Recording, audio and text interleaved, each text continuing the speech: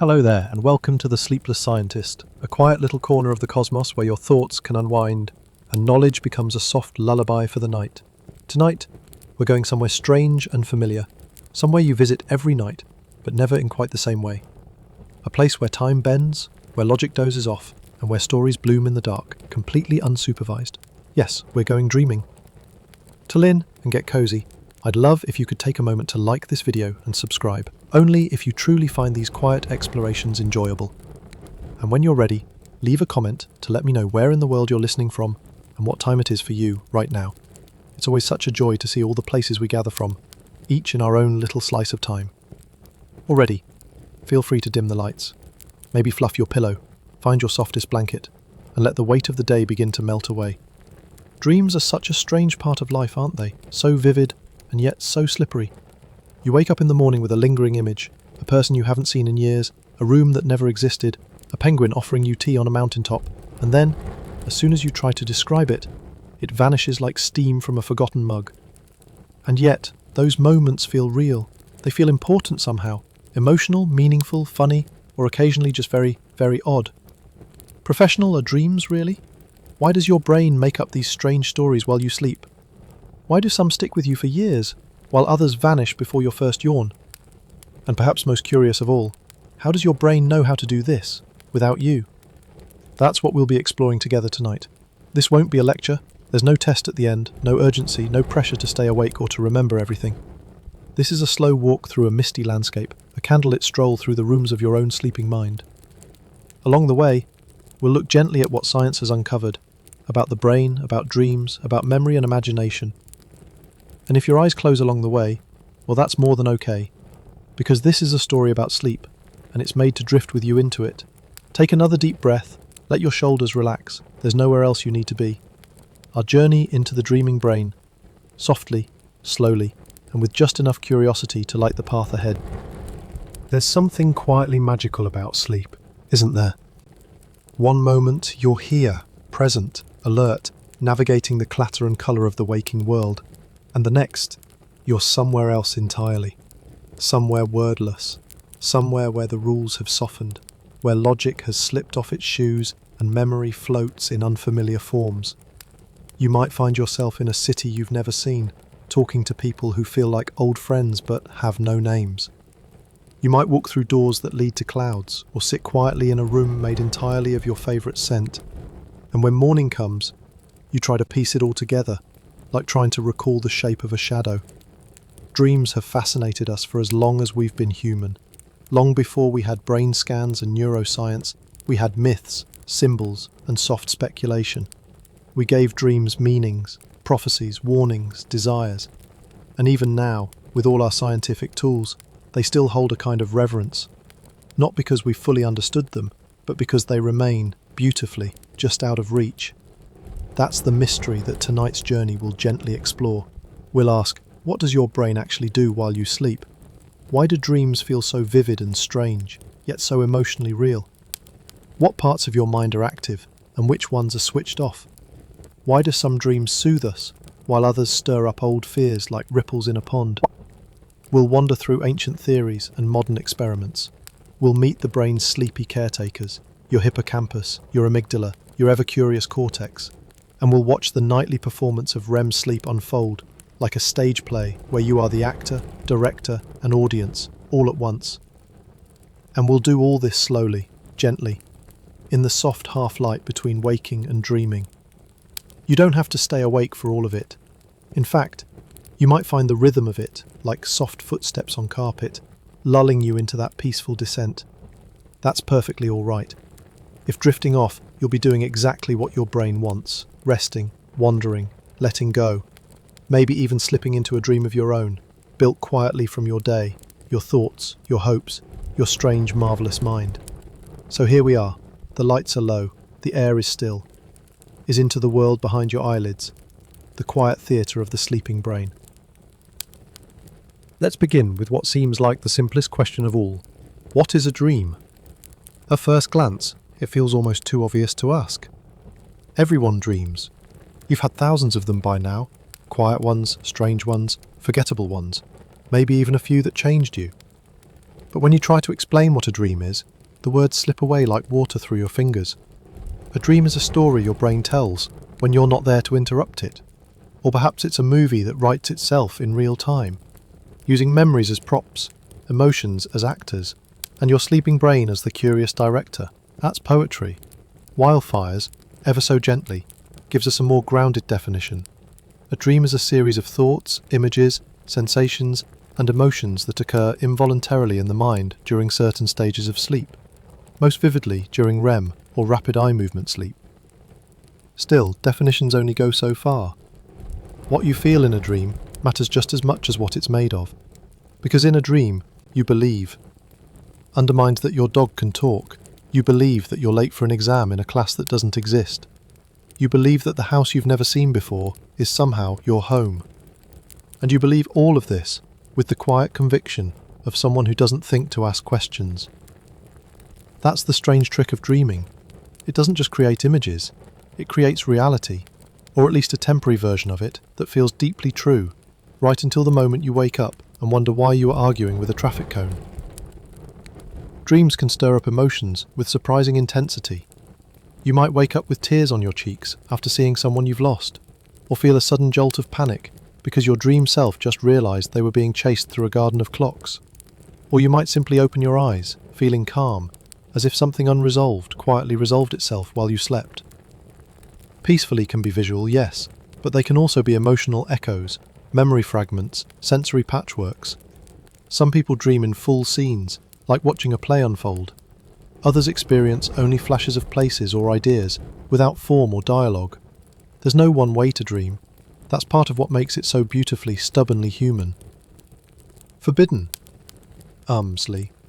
Not everyone remembers their dreams. In fact, most dreams, scientists estimate up to 95%, are forgotten by morning.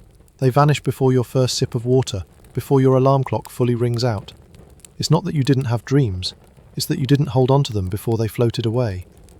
You might not recall them as the process. Because dreaming isn't just a strange side effect of sleep. It's something your brain does, again and again, each night, whether you notice or not. Tonight, as you listen and rest, you'll likely begin to drift. Your own dreaming mind will stir in the background, and perhaps begin its quiet work. And when it does, it may not matter what the definition is anymore. You'll know a dream not by how it's described, but by how it feels. There's a moment, just before waking, when everything still makes sense. You might be running through an underground train station that smells like cinnamon, holding a letter written in a language you've never seen, but somehow understand. You pass a stranger who weighs as if they've known you for years, and all of it feels right. Not logical, not ordinary, but true. Then, you wake up. The light shifts. The world returns to its usual shape. You realise none of it made sense. But in the dream, it didn't need to. It felt real. Why is that? Why do dreams, however bizarre, feel so convincing while we're in them? The answer, as quietly as possible, lies in your brain's night shift routine. When you dream, especially during REM sleep, your brain becomes active in surprising ways. Certain regions light up with energy, almost matching waking activity. Others, interestingly, dim down. One of the first to take a break is your prefrontal cortex. That's the part of your brain responsible for logic, decision-making, and self-reflection. It's your inner editor, the one that questions things, plans your day, and urges you not to reply all. During REM sleep, it softens. Not completely gone, but quiet. Without its usual grip on logic, your brain becomes more permissive. Thoughts and images combine more freely. You're no longer double-checking whether the hallway should lead to a beach, or whether your math teacher should be dressed like a Viking. Drifts into the background. Emotion comes to the forefront. The amygdala, a small almond-shaped region deep in your brain, becomes highly active during REM. It's one of the emotional centers of your brain, especially tuned into fear, pleasure, surprise, and significance. That's part of why dreams don't just look vivid, they feel important. Even if the storyline makes no sense, Your emotional brain treats it like a serious affair. You might feel genuine sorrow in a dream while your pet turtle forgets your birthday, or joy as you float through the sky on a leaf. Emotion is the thread that holds the surreal story together. During chemistry changes during REM, reducing certain stress-related chemicals like norepinephrine, you can re-experience intense memories or ideas in a kind of safe, softened environment. That's one reason dreams often revisit old experiences, reframing them without panic. In a way, your dreaming brain is a master illusionist. Trigutzing environments, suspends logic, and gently lowers the curtain on your critical thinking, and it does it so skillfully that you accept the illusion without question, until you wake. Even then, some dreams linger, leaving behind emotional residue that lasts for hours. Have you ever woken up feeling like you had an argument with someone, only to realize it was a dream? The tension is real, even if the memory isn't. That's how convincing dreams can be. Not because they make sense, but because the parts of your brain that feel, that assign meaning and depth, stay online even while logic sleeps. So the next time you wake from a dream, and it takes a moment to remember where you are, don't be alarmed. That's just your brain easing back from the stage it built overnight. Long before neuroscience, before brain scans and REM cycles, people looked at dreams and saw something sacred, something strange and powerful. To the ancient mind, dreams weren't just mental detours. They were messages. Mesopotamia, the cradle of early civilization, dreams were believed to be direct communications from the gods. Kings would wake from a vision and call upon dream interpreters, specialists who pored over symbols like priests reading the stars. A lion in your dream? That might mean strength in battle. A flood? A warning. A flying goat? Well, that might need a second opinion. In ancient Egypt, dreams were taken so seriously that they were written down in stone, literally. There are dream manuals carved into temple walls, listing common dream images and their meanings, like a prehistoric guidebook for decoding your sleeping self. The Egyptians believed dreams could contain prophecies or reflect divine will. They even had sleep temples, quiet sanctuaries where people would go to sleep and hope for healing visions. Fast forward to ancient Greece, and you'll find philosophers dipping their toes into the dream world. Aristotle, curious as ever, proposed that dreams came not from gods, but from the body itself. That they might reflect inner sensations, not divine messages, a rather radical idea for the time. Even the Greeks couldn't entirely let go of the idea that dreams meant something. Hippocrates, the father of modern medicine, believed that dreams were windows into bodily health. If you dreamed of fire, maybe your internal balance was too hot. If you saw water, perhaps you needed calming. By the time the Romans rolled in, dreams had become a kind of cultural pastime.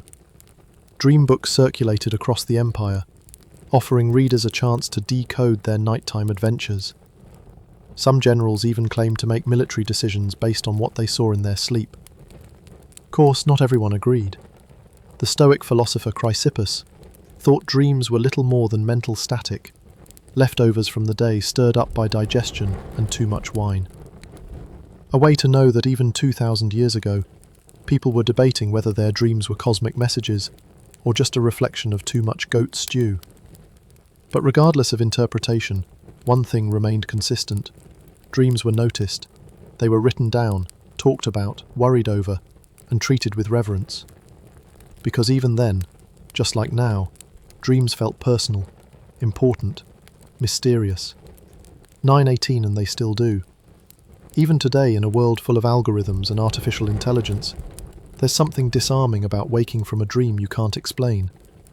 A dream that touches something you didn't know was still tender.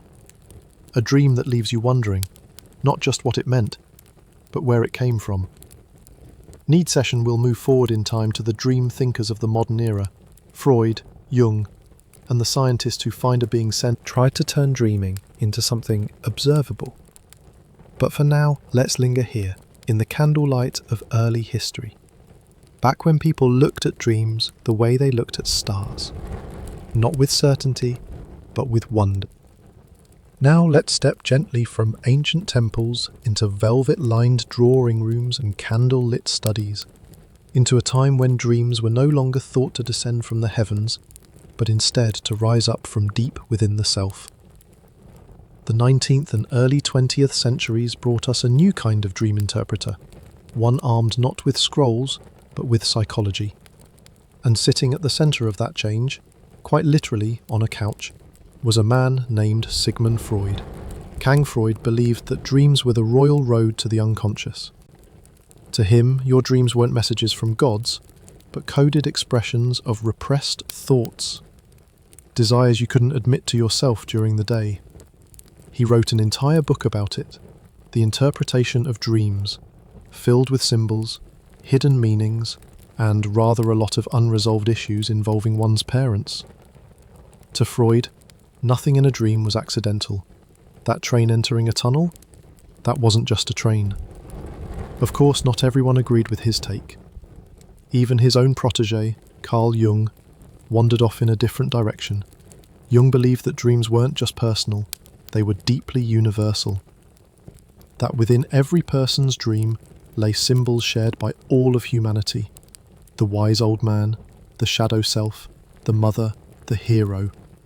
He called this collection of shared themes the collective unconscious, a sort of mythological underlayer that tied everyone's dream life together, no matter where they lived or how they were raised. As psychological puzzles, pulses of unspoken need, Jung saw them as maps to the soul. Both were fascinated, perhaps even enchanted, by the idea that dreams meant something, that they were not just nonsense but clues, echoes, mirrors. And while modern science has moved away from many of their conclusions, the questions they asked still linger.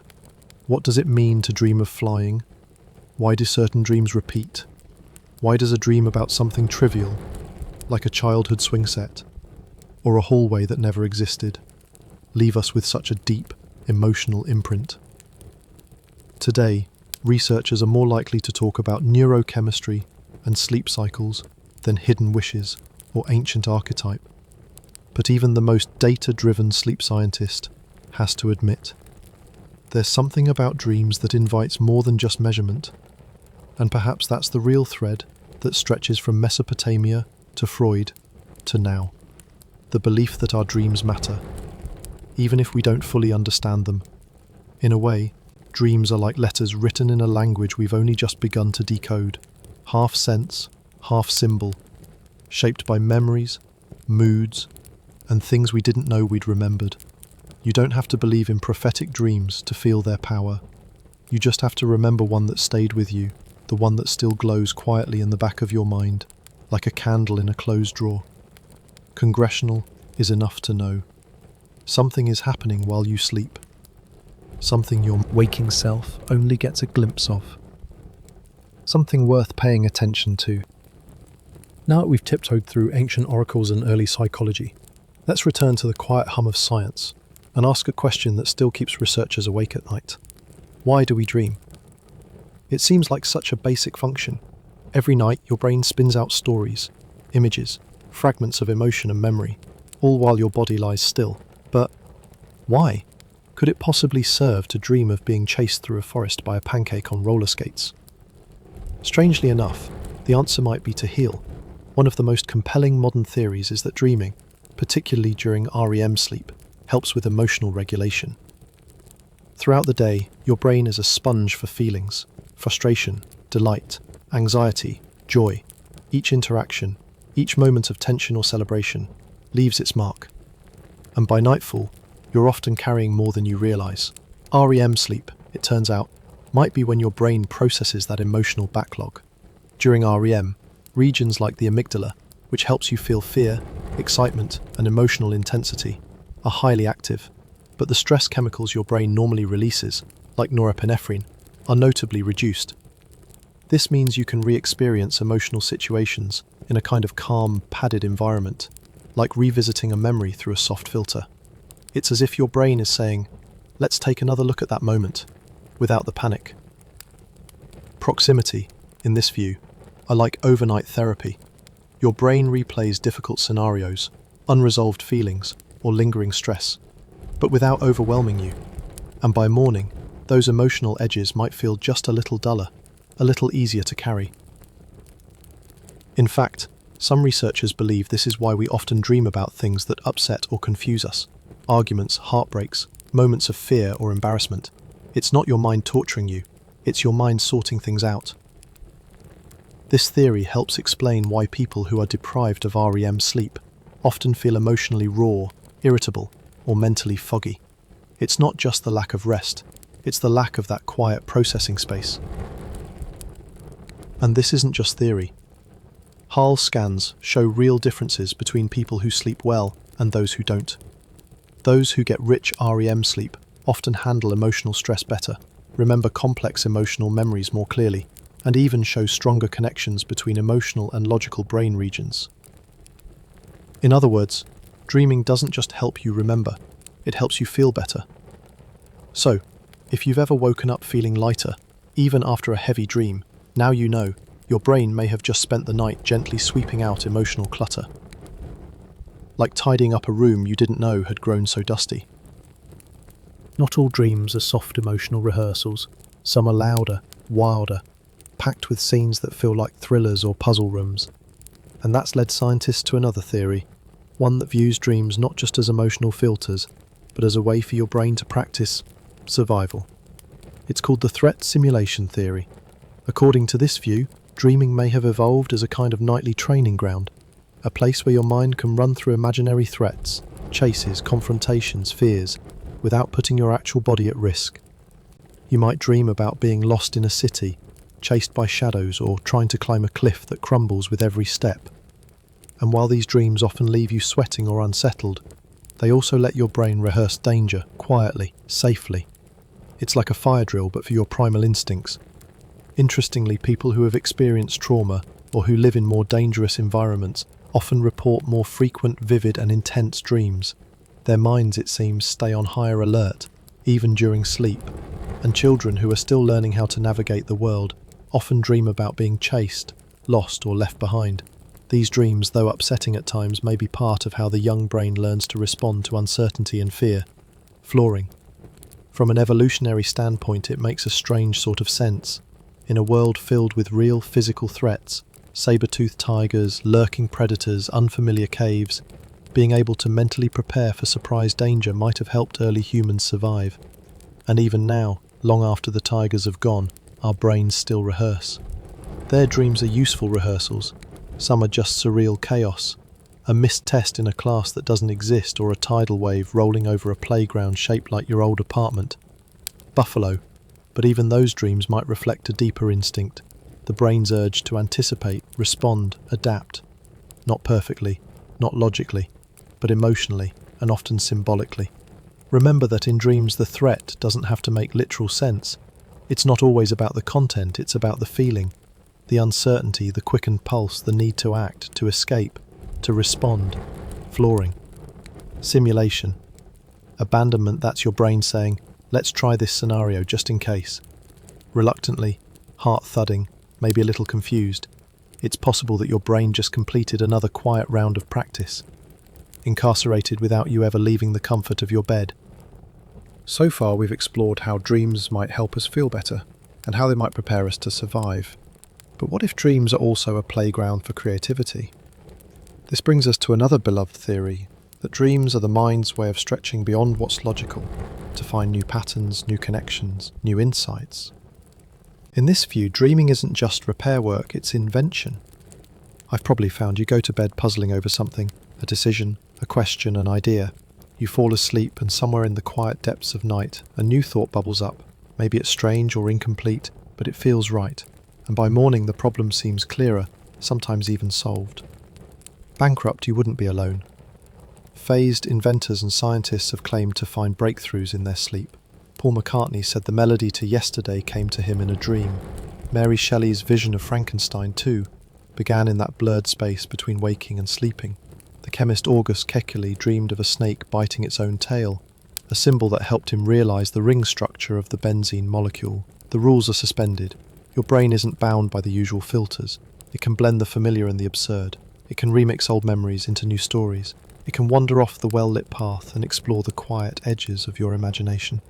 Some researchers describe this as offline problem solving. While you sleep, your brain continues working on ideas it absorbed during the day, but now it's free from the linear constraints of logic and language. It can experiment, rearrange, surprise itself. Even if the dream itself doesn't offer a solution, the process of dreaming may help you arrive at one later. It clears out noise, it refreshes your mental whiteboard, it softens the internal editor, and gives the more playful parts of your mind some room to explore. This may be why children, whose brains are still growing, tend to dream more vividly and frequently than adults.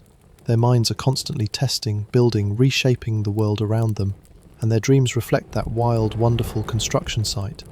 Buffering too can benefit from this nightly mind play, especially when we give ourselves time to rest, space to reflect, and permission to wonder. The most view the end, in the engers or rehearsals at all. They might simply be what happens when the brain is given freedom, when the lights are low, when the world grows quiet, and something within you starts to hum with curiosity. The more clear to relationships in the globs and bother, you conservators, and the more than you made the strange in the rest. Your brain's scepter anding sense, but sometimes that's exactly where discovery begins. Sleep may feel like stillness, but beneath that quiet surface, your brain is performing a beautifully complex dance. You lie down, you close your eyes, the world dims, and within minutes, an entire inner choreography begins, unseen, unspoken, and utterly essential. It starts gently, slows. Your protection drops just a little, muscles begin to soften, the thoughts in your mind stretch into longer, looser shapes. Some fade entirely, others blur and bend, as if being painted in water. You aren't unconscious, not exactly. You're just elsewhere now, entering a state that scientists once thought was passive. For a long time, sleep was considered a kind of shutdown, a biological pause button, a break. But now we know better. Sleep is not a break. It's a full-body operation, especially for your brain. It's hypnotic and signed. As you drift off, your brain transitions from wakefulness into sleep in careful, organized stages. This sequence repeats itself in cycles throughout the night, each about 90 minutes long. It's what sleep researchers call your sleep architecture. Imagine it like a layered spiral staircase.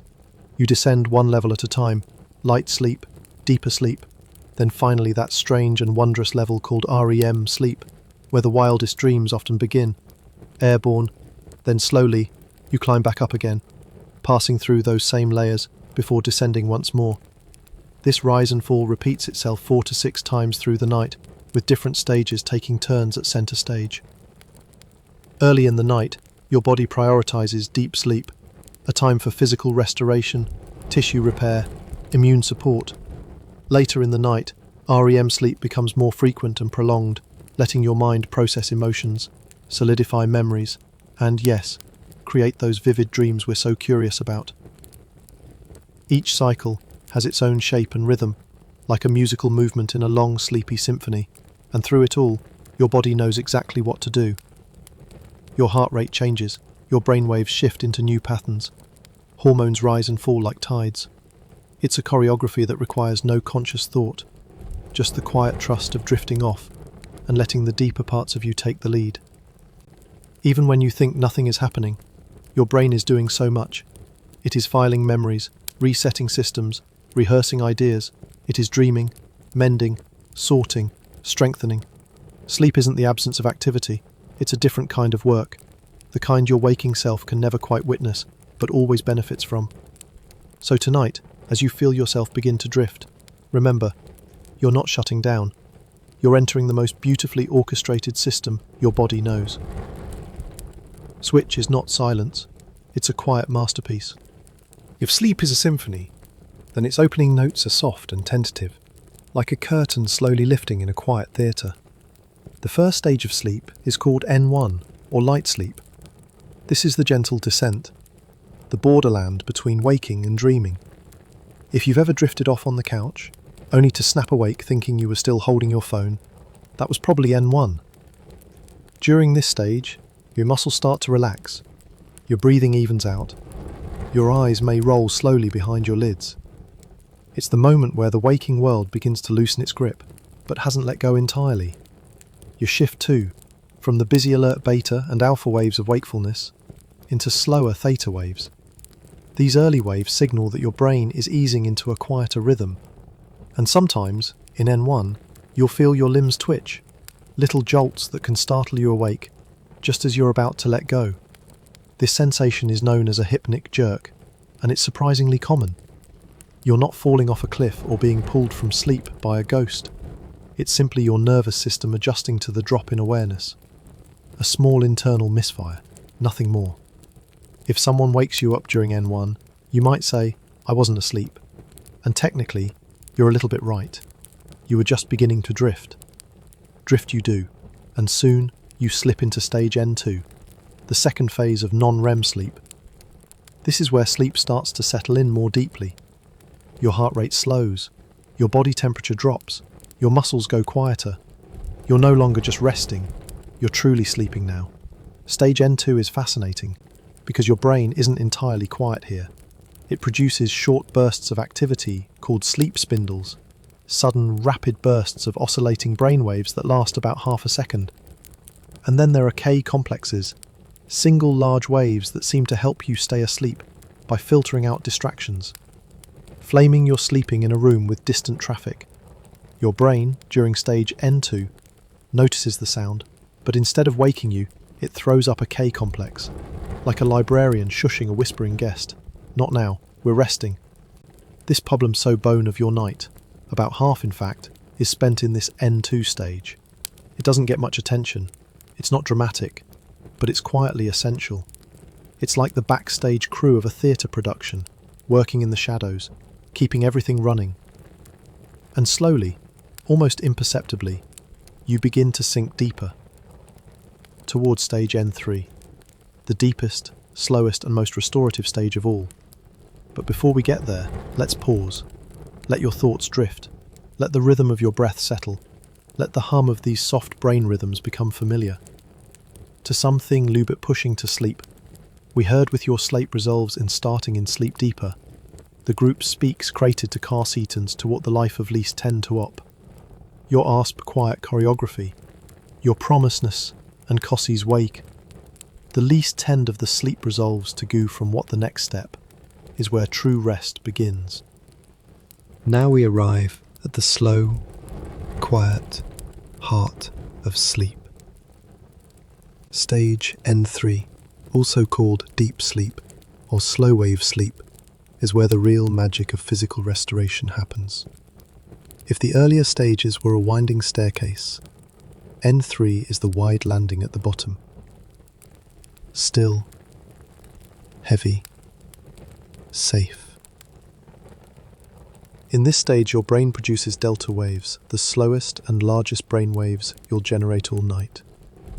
These waves rise and fall in long, sweeping arcs, like tides lapping gently against a quiet shore. It's not the dreamy flickering of REM or the twitchy drifting of N1. It's deeper than that. It's a kind of hush. Your muscles are fully relaxed, your blood pressure lowers, your breathing slows into a steady rhythm. It's during this time that your body releases growth hormone, helps rebuild muscle tissue, repairs cells, and strengthens your immune system. This is the heavy lifting stage of sleep, the deep clean, the restoration workshop. And it's remarkably difficult to wake someone from it. If you've ever tried to rouse a child from deep sleep, or found yourself groggy and disoriented after an unexpected middle-of-the-night phone call, you were probably in N3. The mind resists being yanked from its quiet work. Interestingly, although dreams can occur during this stage, they tend to be different. Less vivid, less structured, and often more fragmented. Some people report flashes of images or sensations, but they're more like echoes than stories. A face, a hallway, a flicker of light, not quite the full theatre experience of REM. And for children, stage N3 plays a special role. Their bodies are growing, and they spend more time in this phase than adults do. You can think of it as nature's overnight construction crew, laying down the foundations brick by cellular brick. As we age, we spend less time in deep sleep. It's part of the natural shift in our sleep architecture, but the function remains important. Even a small amount of N3 can leave you feeling more refreshed, clearer, steadier in the morning. And once deep sleep has done its work, your brain prepares for the next act. Jailed the gentle ascent, a return through lighter stages, and then a curious turn, a new phase unlike the others, where the body becomes still, but the brain begins to stir again. It's the moment your eyes start to move behind closed lids, the lights come back on, the stories begin. REM is coming. But for now, let's linger a little longer in the softness of N3, northeast and slow, like delta waves drifting across the brain's quiet ocean. The body repairs, the mind rests, and sleep continues its slow, spiraling journey. After the depth and silence of slow wave sleep, something extraordinary begins.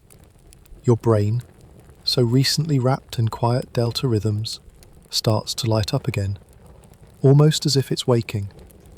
Your heart rate rises just a little. Your breathing becomes shallow and more irregular.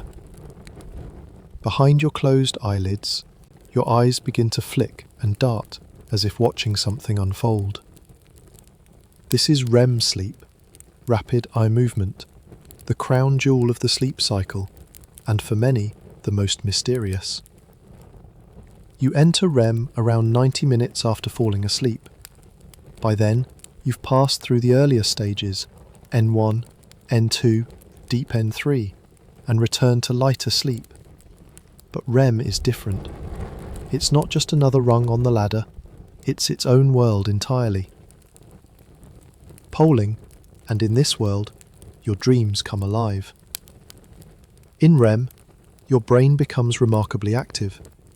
More active, in some ways, than during wakefulness. Brain scans show intense activity in areas associated with emotion, memory, and sensory processing. The visual cortex, the amygdala, the hippocampus, all glowing with energy. But other regions stay quiet, like the dorsolateral prefrontal cortex, the part responsible for logic, reason, and self-awareness. The result?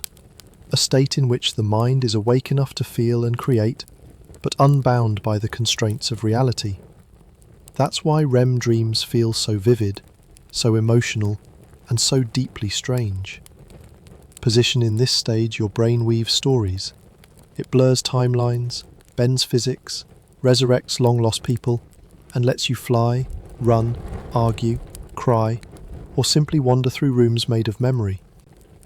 Meanwhile, your body remains almost completely thing happens. Your muscles are paralyzed, a phenomenon known as REM atonia. This is a natural safety mechanism. Without it, your body might try to act out your dreams, with unpredictable consequences. Instead, your body is held gently in place while your brain takes flight. You are, in a sense, divided. Your mind is soaring through dreamscapes, while your body rests like a vessel moored in the harbour. And as REM unfolds, time becomes difficult to measure. The first REM period of the night might be just a few minutes, but with each sleep cycle, it grows longer. By morning, your final REM phase may last nearly an hour. That's why the most intense dreams often occur just before waking. Those last glowing fragments that follow you into the daylight, like bits of glitter on your sleeve.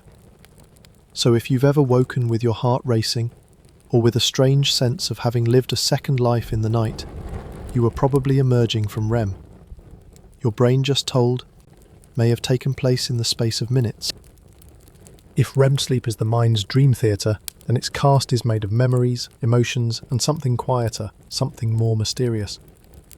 As your brain weaves its nightly productions, it draws not just from the day you just lived, but from deeper archives, a sound you haven't heard in years, a place you once visited in childhood, a face you forgot you remembered. Researchers believe this is one of REM's most powerful functions. It takes fragments of your waking life, your experiences, feelings, unfinished thoughts, and blends them with older memories. The result isn't always logical, but it's emotionally meaningful. This process is sometimes called memory consolidation. While you sleep, your brain doesn't simply store memories like files in a drawer. It revisits them. It strengthens some connections, weakens others, and in REM, it begins to weave those memories into the broader narrative of who you are. In a way, it's building the story of you, quietly, piece by piece, while you dream. Learning something new, whether it's a language, a piano piece, or an emotional lesson, is often strengthened by a full night's sleep, especially sleep that includes ample REM. It's during this stage that new knowledge becomes integrated, not just memorized. Bathroom's REM isn't all about intellect. It's also deeply emotional. The parts of your brain responsible for emotional processing, like the amygdala and anterior cingulate cortex, are especially active during REM. This is part of why dreams feel so vivid and sometimes so intense. Joy, grief, fear, desire, they're all heightened here. And yet, curiously, you often wake from REM with a sense of calm. Even after a disturbing dream, the emotional sharpness has softened. This has led scientists like Matthew Walker to describe REM sleep as overnight therapy. You revisit difficult emotions, but in the absence of the chemical norepinephrine, which triggers anxiety and fear in waking life, you can feel without overreacting. It's as if REM lets you hold your feelings at arm's length, examining them safely in the dream's soft light. The cortex, the part of your brain responsible for logic and restraint, is less active. Dreams also allow for more creative connections. Things that would never occur to your waking mind are suddenly plausible. A staircase made of clouds, a conversation with your future self, a city inside a teacup. That's the gift of REM. It's your brain's late-night improv show, mixing the real with the imaginary, rehearsing old feelings in new settings, inventing just to see what happens. And all the while, your body stays still, your eyes flutter, your heart responds to imaginary excitement, and your brain writes scenes without asking permission. Until, finally, the curtain falls. The dream ends. The brain quiets. You rise toward waking, or descend again into another cycle, and the story begins anew. Beneath the stillness of sleep, your brain hums with quiet activity. Like a village at night, windows glowing softly while the streets remain empty. And among the most curious of these quiet signals are the ones we rarely notice, the patterns and pulses of brainwaves. Each stage of sleep brings its own rhythm, like different songs playing across the night, some fast and shallow, others slow and deep. These waves are the language your brain uses when it speaks in sleep. Let's start with the alpha and beta waves, the ones most active when you're awake and alert. They buzz through your brain like sunlight on water. When you begin to relax, your brain shifts into theta waves, slower, softer. These appear in light sleep, particularly in stage N1 and N2. But as you sink into deeper stages, your brain slows even more. In stage N3 it produces delta waves, long sweeping waves that move like slow tides. These delta waves are signs that your body is deeply at rest, and your brain is performing its most restorative work. Now between all these quiet hums, a few curious sparks stand out. Clang in stage N2 sleep, your brain produces something called sleep spindles. These are rapid bursts of brain activity that last less than 2 seconds. Tiny storms of rhythm, like flurries of sound in an otherwise still night. Flooding interests believe that sleep spindles help protect your brain from waking. If there's a sound, a distant car, a creaking floorboard, your brain registers it, but the spindle helps block it from fully pulling you awake. It's a protective lull, a neurological shh. Then there are K-complexes, large, single waves that act like bodyguards for your sleep. When your brain senses something unfamiliar, a K-complex might appear to assess it without disrupting your rest. Together, these patterns help maintain the balance between alertness and rest. They let your brain stay watchful without being disturbed. And these brain rhythms aren't just passive, they're thought to play a role in learning and memory consolidation, especially the sleep spindles. The more spindles a person has during sleep, the more likely they are to retain new information the next day. Which means your brain isn't just resting, it's rehearsing, practicing, protecting, preserving, all through rhythms you never feel, but which shape your nights and your days. It's remarkable, really. 863 in bed, the world is dark, and deep inside your brain is speaking in pulses, waves, bursts and shields. A language made not of words but of movement, of protection, of quiet work done faithfully, night after night. Without applause, without interruption, just rhythm. By now, you've seen how sleep unfolds in stages, each with its own rhythm, its own role, its own subtle choreography. But there's something even more remarkable than these stages alone, the way they work together. This layered sequence of N1, N2, N3 and REM repeats throughout the night in a gentle spiraling cycle.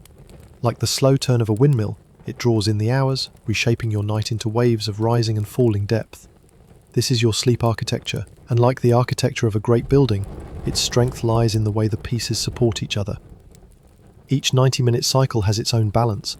In the early part of the night, your brain prioritizes deep sleep, those heavy, restorative N3 stages where your body does its quiet repair work. This is the scaffolding of physical renewal. Muscles recover, bones strengthen, cells repair. On, the cycles shift. Deep sleep grows shorter, while REM sleep expands. The final hours before waking are rich in dreams, emotional processing, and memory weaving. Why a full night of sleep is so different from a short nap or a restless evening. You're not just missing hours, you're missing balance, the full spectrum of what sleep can do. When sleep is disrupted by noise, stress, illness, or lifestyle habits, these cycles can be cut short or skipped, and that has a ripple effect. Without enough deep sleep, your body may feel sore, your energy low, your immune system less resilient. Without enough REM sleep, your memory falters, your emotional fuse shortens, and your ability to focus dims just a little. You may have experienced this without even knowing it, that strange sense of being awake but not quite assembled, as if your thoughts are a step behind you, as if your feelings are too close to the surface. That's what happens when the inner structure of sleep goes off balance. Fiberglass architecture also shifts as we age. Newborns spend almost half their sleep time in REM. Teenagers need more deep sleep to support growth. Older adults often find their sleep becomes lighter, more fragmented. But every age still needs all the phases, just in slightly different arrangements. Each leap, the schedule world reserve is his field, be influenced by what happens during the day. Caffeine, for example, can delay the onset of deep sleep, even hours after your last cup. Blue light from screens can trick your brain into thinking it's still daylight, suppressing melatonin and pushing REM further away. Stress can tangle your sleep cycles, leading to more awakenings and fewer complete cycles. But there's good news. The brain remembers its rhythm. Even after a night of poor sleep, it often tries to compensate the next night, diving deeper into the stages it missed. Your architecture, like a wise old builder, knows how to adjust its scaffolding. The real more new, with following happens in your sleep, as the rules without phonemically and the daylight. It just needs the time, the space, and your permission to rest. There's something comforting in the idea that your brain remembers how to sleep even when you forget how to let it. And that's the quiet resilience of sleep architecture.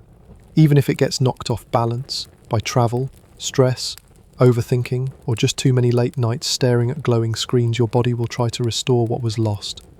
If you've ever slept deeply after a few restless nights and woken with that almost fog-clearing freshness, you've experienced this rebound effect. Your brain quietly tipping the scales back toward deep sleep or REM, depending on what you missed. That's how delicately tuned your sleep really is. It's not just a routine, it's a system. One designed to respond, to adapt, to protect. And it isn't just about rest. Each stage supports a different piece of your life. Shutdown N3 helps heal your body. Stage N2 keeps your brain from waking at every sound. Springfield helps with memory, learning, emotional sorting, and, of course, dreaming. Miss one stage too often and you may not notice at first. But slowly, gently it shows. In how you think, how you feel, how clearly you remember things, how deeply you experience the day. Stabilized sleep isn't separate from life. It's a part of it. A quiet rehearsal space where your mind and body prepare for whatever comes next. That's why routines can be so powerful. Not rigid rules, but quiet rituals, signposts that tell your brain, it's safe now, you can begin to rest. He lights an hour before bed. Maybe it's putting your phone in another room. Maybe it's a cup of herbal tea, or a few minutes with a familiar book. Small gestures, gentle signals, a slow descent. And once you drift off, your body knows what to do. The staircase unfolds again. N1, N2, N3, REM, down, across, back up, repeat, like waves on a shore, like breathing in the dark. And as the cycles continue, your brain will sweep, repair, organize, imagine, dream. So sleep isn't just a place you visit, it's a rhythm you return to, one that always patiently waits for you. When you dream, your body lies still, but your brain flickers to life in a way that feels almost awake. This paradox of the sleeping mind becoming vividly active is one of the most beautiful mysteries of neuroscience. And as researchers have peered inside the dreaming brain using modern tools like fMRI and EEG, they've discovered something extraordinary. Dreaming is not random. It's a highly organized, selective, and deeply emotional experience, a kind of nocturnal symphony, played not by conscious thought, but by a cast of brain regions that each take on a unique role when you're asleep. Let's take a gentle walk through this nighttime orchestra. First, the visual cortex, located at the back of your brain, lights up during REM sleep. This region normally helps you see the world when you're awake, processing the shapes, movements, and colours of everything around you. In dreams, even though your eyes are closed, the visual cortex becomes highly active, helping to create the vivid images you see behind your eyelids. This is why dreams can feel so visually rich, why you might remember the texture of a wall, the colour of the sky, or the way a room seemed to shift as you walked through it, despite the fact that none of it was real. Neuroscience system, your brain's emotional centre, also stirs to life. The amygdala, in particular, becomes especially active. This almond-shaped structure is known for processing intense emotions like fear, anger, and pleasure. And during dreams, it doesn't hold back. That's part of why dream stories often feel emotionally heightened, more intense, more raw, sometimes more frightening than our waking experiences. You might wake from a dream where someone betrayed you and carry the sting of that feeling, even though no betrayal ever happened. Your amygdala doesn't distinguish between dream and reality, it simply reacts. Inside your brain, the hippocampus, a region vital for forming new memories, plays a more mysterious role.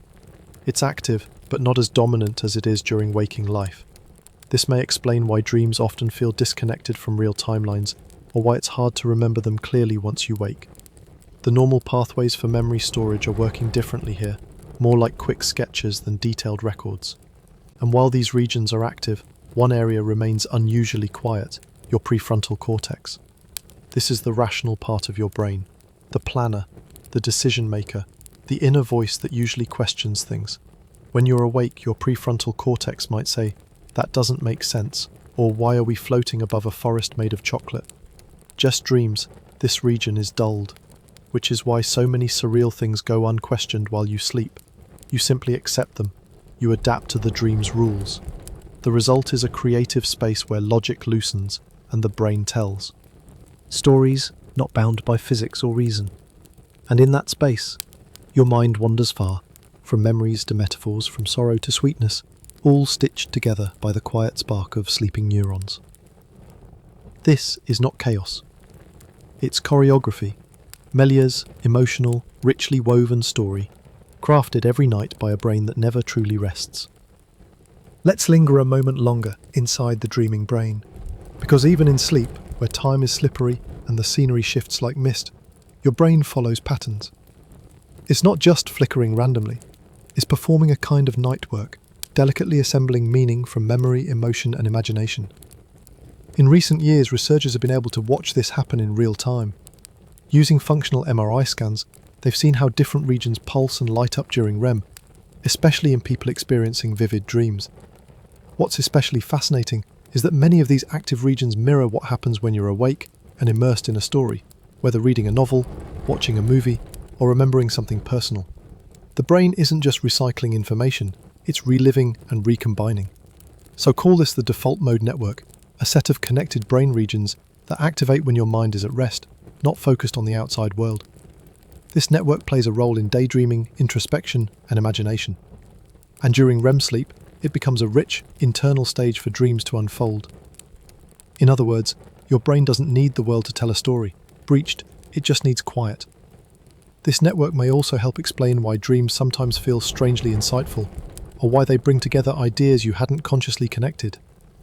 In waking life, your thoughts are shaped by attention, by planning, by deadlines. But in dreams, the default mode takes over, spinning a web of thoughts that don't need to be useful, just felt. And within this loose framework, the dreaming brain begins to perform a quiet alchemy, turning memories into metaphors, feelings into imagery, scattered thoughts into something almost poetic. But the brain doesn't always tell its stories clearly. Finger can be fragmented, non-linear, and hard to hold on to. This too is part of the system. Neurochemical landscape shifts dramatically during REM sleep. The levels of neurotransmitters like serotonin and norepinephrine, chemicals involved in attention and memory, drop. This likely contributes to the strange mix of clarity and forgetfulness that defines dreaming. You remember just enough to feel the dream, but not always enough to retell it. Flames, of course, you wake in the middle of one. Then the details feel bright, alive, urgent, until they begin to evaporate, like breath on a window. Still, even if you forget the dream itself, your brain doesn't forget the work it did. The emotional processing, the memory consolidation, the quiet reshaping of how you feel about the world, those effects stay, quietly folded into the fabric of your waking life. And on nights when the dreams vanish by morning, something lingers. Not a story, a thread added to the self, composed beautifully, invisibly, inside the quiet theatre of your sleeping brain. There's a reason your dreams don't always make sense, but they always seem to mean something. Even if the story is strange, even if you are arguing with a talking faucet or flying through an abandoned library made of leaves, there's usually a feeling underneath, a weight, a tone, a quiet emotional truth that lingers longer than the plot. That's because dreams are not just images or sequences, they're landscapes of emotion. Perpendicular when you fall into REM sleep, the brain's emotional centers light up, especially the amygdala, which processes fear and intensity, and the anterior cingulate cortex, which helps manage emotional responses. Meanwhile, your prefrontal cortex, the logical part that filters and controls, is dozing off. That imbalance allows emotional themes to take the lead. So your dreams often carry strong moods, sometimes joyful, sometimes sorrowful, sometimes soaked in dread or wonder. And these emotions don't always attach themselves to logical events.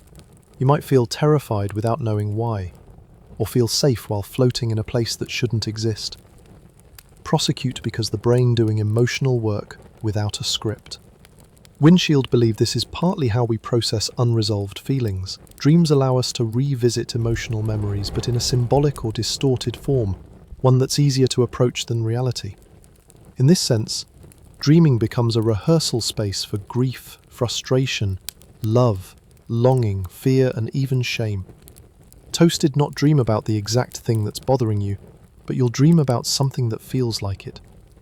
Foreclosure is why nightmares can be so powerful, and why emotionally charged dreams stay with us long after the details fade. A dream doesn't need to be realistic to be real. The brain's emotional machinery is still working, still registering those feelings as important, as urgent, as yours. And sometimes dreams don't just reflect emotion, they create it. Flooring, have you ever woken up in tears, or with a sudden sense of calm you didn't have the night before? That may have been your brain reshaping your feelings while you slept, letting you experience emotional closure or exposure without the noise of the waking world. In this way, dreams are like emotional weather, not always predictable, not always explainable, but deeply felt, and often healing. You can't explain a dream, even when the story slips away. The feeling may stay, self, whispering through sleep, policingly reminding you, we're still here, we're still feeling, and that's okay. You wake up feeling something was just there, on the edge of your mind, a place, a face, a sentence you nearly remembered. But as you reach for it, it dissolves like mist in the morning sun, gone. This is the curious riddle of dream recall. We dream every night, multiple times, yet most mornings we wake with only fragments, if anything at all. Some dreams vanish within seconds, others stay with us all day, and a few lodge themselves in our memory for years, strangely vivid, oddly permanent. Why? Bernstein begins in the architecture of memory itself. During REM sleep, where most vivid dreaming occurs, your brain's chemistry changes dramatically. One of the key shifts is the reduction of norepinephrine, a neurotransmitter linked to alertness and memory encoding. With this chemical turned down, your brain is less likely to mark dream events as memories to be stored. Crimson as your brain is busy dreaming, building scenes, stirring emotions. It's doing so in a kind of memory fog. It feels real, but it isn't being saved in the usual way. And then there's the role of the hippocampus, your brain's memory librarian. During deep sleep, the hippocampus works hard to consolidate daytime memories, but during REM, its activity drops. Dreams often arise from scattered fragments, bits of memory, emotion, and imagination, but they don't always get filed away properly. It's like writing a letter and never mailing it, fleeing. Unless you wake up during or immediately after a dream, you're unlikely to remember it. The brain hasn't committed it to long-term storage. It was meant to be felt, not archived. But some dreams do stick. Why? Often it's because strong feelings, fear, joy, sorrow, can act like mental bookmarks, making a dream more likely to be remembered. So can abrupt awakenings or efforts to recall the dream right away. A dream journal can be so effective. When you wake up and immediately write or voice record what you remember, even just fragments, you're telling your brain, this matters, and over time, that habit can increase recall. Still, no matter how hard you try, you'll never remember every dream. And that's okay, because dreaming isn't about collecting stories. Ensing them, flaming them, respecting is part of the design. A soft reset, a way for your brain to process without clinging, to feel something, then let it go. And sometimes what remains isn't the dream itself, but the mood it carried, a trace of peace, a strange idea, a shift in how the morning feels. Blackmailing remembered, or forgotten. Boom. Every night you fall into dreams as a quiet observer, watching, wondering, accepting whatever strange logic unfolds. But sometimes, just sometimes, you realize something quietly remarkable. Eaming. And you know it. Maybe it starts with something small, a light switch that won't work, a door that opens into the sky, a memory that feels misplaced. And suddenly, your mind catches on.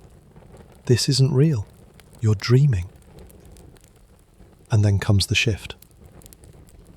A moment of lucidity.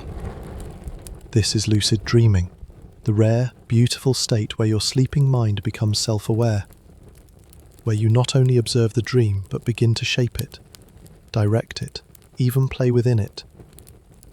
Lucid dreams don't happen every night, or even every month for most people, but they are real and scientifically documented.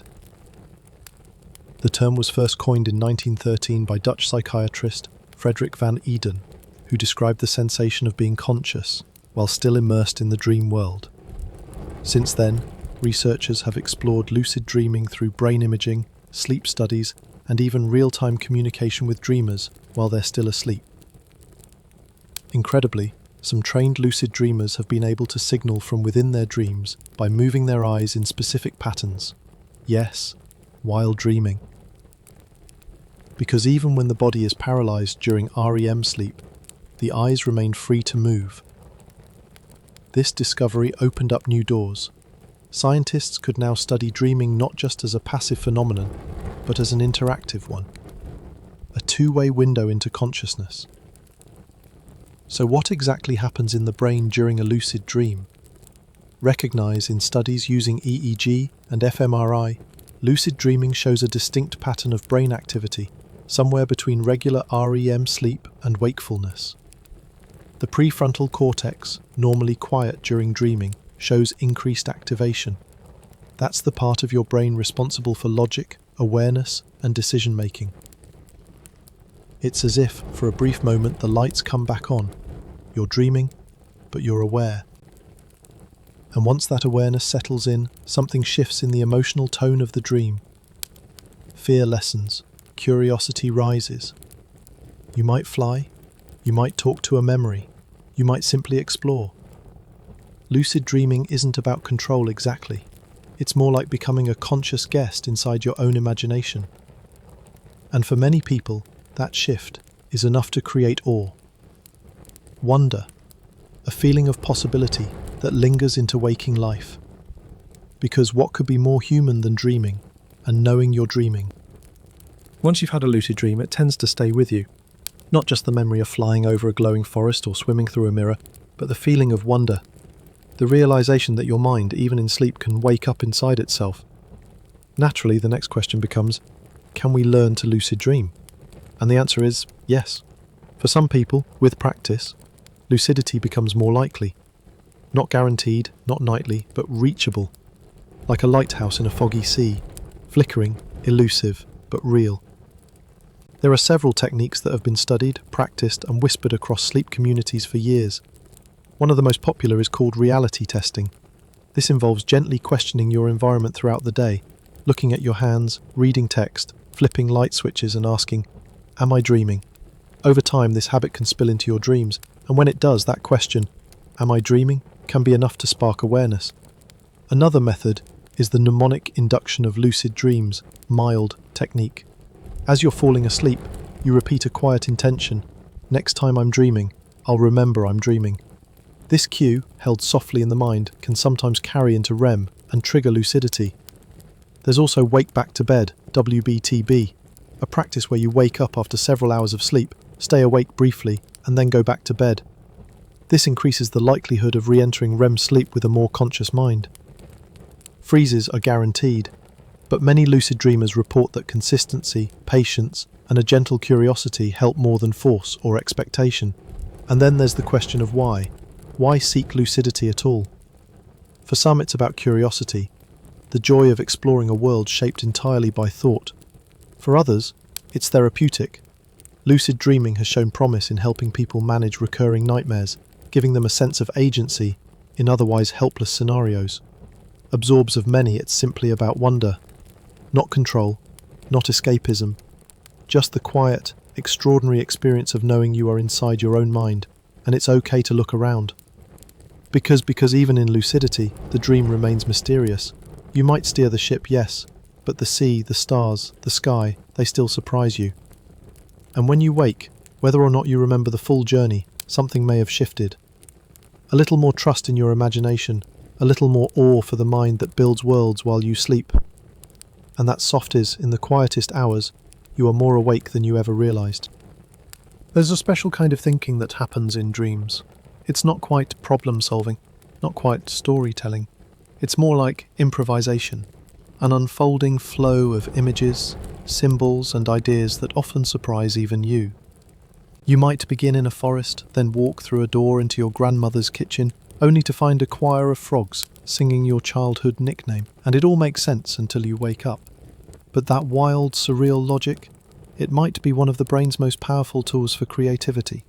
Jailed allow your mind to connect things that don't normally touch. This freedom from linear thinking, made possible by the quieting of your prefrontal cortex and the activation of memory and emotion centers, lets your brain explore without limits. Ishins and writers have long drawn inspiration from their dreams. Composer Giuseppe Tartini claimed he heard the devil playing a sonata in a dream and wrote it down upon waking. It's now called the Devil's Trill Sonata. More recently, filmmaker Christopher Nolan has said that Inception was born from his fascination with dreams within dreams. It's not just about drama or poetry. Some scientific breakthroughs have also come from dreams. The chemist Auguste Kekule famously dreamed of a snake biting its tail and woke with the insight that benzene molecules form a ring. Mathematician Srinivasa Ramanujan described complex formulas that came to him in dreams as if from divine messengers. What makes dreams so generative? Franklin's idea is that dreaming dissolves mental boundaries. During REM sleep, your brain isn't checking for logic. It isn't asking if something is possible or marketable or polite. It's just building, rearranging, juxtaposing, plunged. It's like a rehearsal space where ideas can bump into each other and create sparks, free from judgment or revision. Even dreams that feel confusing or dark may carry unexpected insight. Your mind might replay a conflict or sadness but change the context, inviting you to see it from another angle, not always clearly and not always comfortably, but differently. That difference matters. Because creativity often begins not with answers but with new perspectives, and dreams are full of them. Even if they don't make sense on paper. Even if all you remember is the frogs. Sometimes the most helpful thoughts aren't the ones you chase. They're the ones that drift into view when your mind isn't trying too hard, when you're walking aimlessly, washing dishes, or most mysteriously, when you're dreaming. Dreams offer a mental playground without fences, a place where ideas can stretch, rearrange, and pretend. And while not every dream contains a masterpiece, the process of dreaming may nurture creativity in subtle but lasting ways. Mercer researchers believe that REM sleep helps the brain make distant connections, linking ideas that wouldn't normally fit together during the constraints of daily thought. This is called hyperassociative thinking, and it's one of the hallmarks of the dreaming brain. Imagine your memories, your knowledge, and your emotions like coloured threads. In waking life, you use them carefully, weaving predictable patterns. But in dreams, the threads tumble freely. Red beside green, beside gold, beside blue. Patterns emerge you never would have expected, demolished, and some of them stay with you. A strange image, a sudden clarity, a metaphor that becomes useful later, even if you don't know why. A compagnon found that people who were awakened during REM sleep were more likely to solve creative word puzzles than those awakened from non-REM stages. Another showed that dreamers asked to sleep on a problem often woke with fresh insight, not always the answer, but a new approach. This suggests dreaming isn't just mental static, it's exploratory processing. You're not asleep to escape thought, you're asleep to deepen it. You may not remember every dream, your brain remembers the exercise. It stretches your cognitive landscape, softens rigid associations, and gently rewires how you approach the unknown. This may be why so many creators keep dream journals, not for immediate inspiration, but to learn the shape of their own internal voice when no one is watching. A kind of unconscious sketchbook. Write anything down. Just knowing that your brain plays while you rest is comforting. Bracelets, the creative self isn't just what you do when you're awake, confiscated who you are, even in silence, even in sleep. If you drift into a world that makes no sense, but feels oddly right, let it play out. Let the frogs sing. Let the staircases spiral into the sky. Let your mind do its quiet improvisation. Underestimated which thread will tie something new together. There's a quiet kind of healing that happens in the dark. No words, no conscious decisions, just a soft unfolding of feelings as your body rests and your mind slips into story. This is where the dream becomes more than theatre. It becomes therapy. Many researchers now believe that one of the primary functions of dreaming, especially during REM sleep, is emotional regulation. That is, your brain uses dreams to sift through the feelings you couldn't fully process during the day. It's not about erasing emotions, or even solving problems outright. It's more like gently filing them, taking sharp moments, raw edges, and open questions, and slowly rounding them out so they hurt a little less come morning. You've likely felt this without knowing the mechanism. You go to bed feeling tense, or overwhelmed, or sad. But when you wake up, though nothing external has changed, your internal weather is lighter. You can breathe again. Roofing the work of your amygdala, hippocampus, and prefrontal cortex, working in a new arrangement during REM. The emotional centers of the brain stay active, but the stress chemicals that usually accompany fear or anxiety, like norepinephrine, drop to nearly zero. This creates a unique state: high emotional access, low emotional reactivity. Restrain. In other words, your brain can revisit difficult emotional content, but without the usual alarm bells. No panic, just presence. You can feel the fear, without being afraid. This is part of why people who are sleep-deprived often feel emotionally unstable. Without enough REM, the emotional system gets clogged. Feelings back up. Your responses become sharper, harder, more brittle. Small things feel big. Big things feel unmanageable. Undermined is what clears the logjam. It's also why people suffering from trauma or PTSD often experience disruptions in REM sleep. The system meant to process difficult emotions gets tangled, and without that nightly therapy, healing slows. Some therapeutic approaches now include sleep-focused treatments, because if the brain can dream in safety, it may begin to heal in sleep. And it's not just about nightmares or trauma. Everyday emotions, embarrassment, frustration, longing, regret, can find their way into dreams. Not always directly. Sometimes they show up as metaphors, a missed train instead of a missed opportunity, a flood instead of a wave of sadness. The content shifts, but the feeling remains. Your brain, in its dreaming wisdom, translates emotion into story. And in doing so, it gives you the gift of distance, a little space, a place to rehearse, release, remember, without having to perform. Setbacks couch, no notebooks, just the dark, the breath, the slow wave of REM, and your mind gently unpacking the day's weight. That's why some mornings feel lighter. Your mind doesn't sleep just because you do.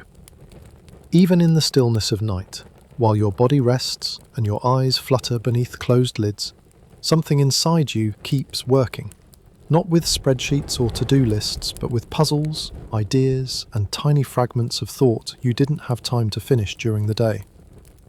This is the quiet problem-solving power of dreams. Long before sleep labs and brain imaging, people noticed it. The way a tricky decision sometimes feels simpler after a good night's sleep. The way a creative idea appears, fully formed, the morning after you stopped trying to force it. And science has slowly caught up with this ancient intuition. Dreaming, especially during REM sleep, seems to help your brain reorganize information, blending recent experiences with older memories and emotional tones. It's a process that isn't linear, but associative. The dreaming brain doesn't march in straight lines. It wanders, loops, and makes leaps. This looseness allows new connections to form.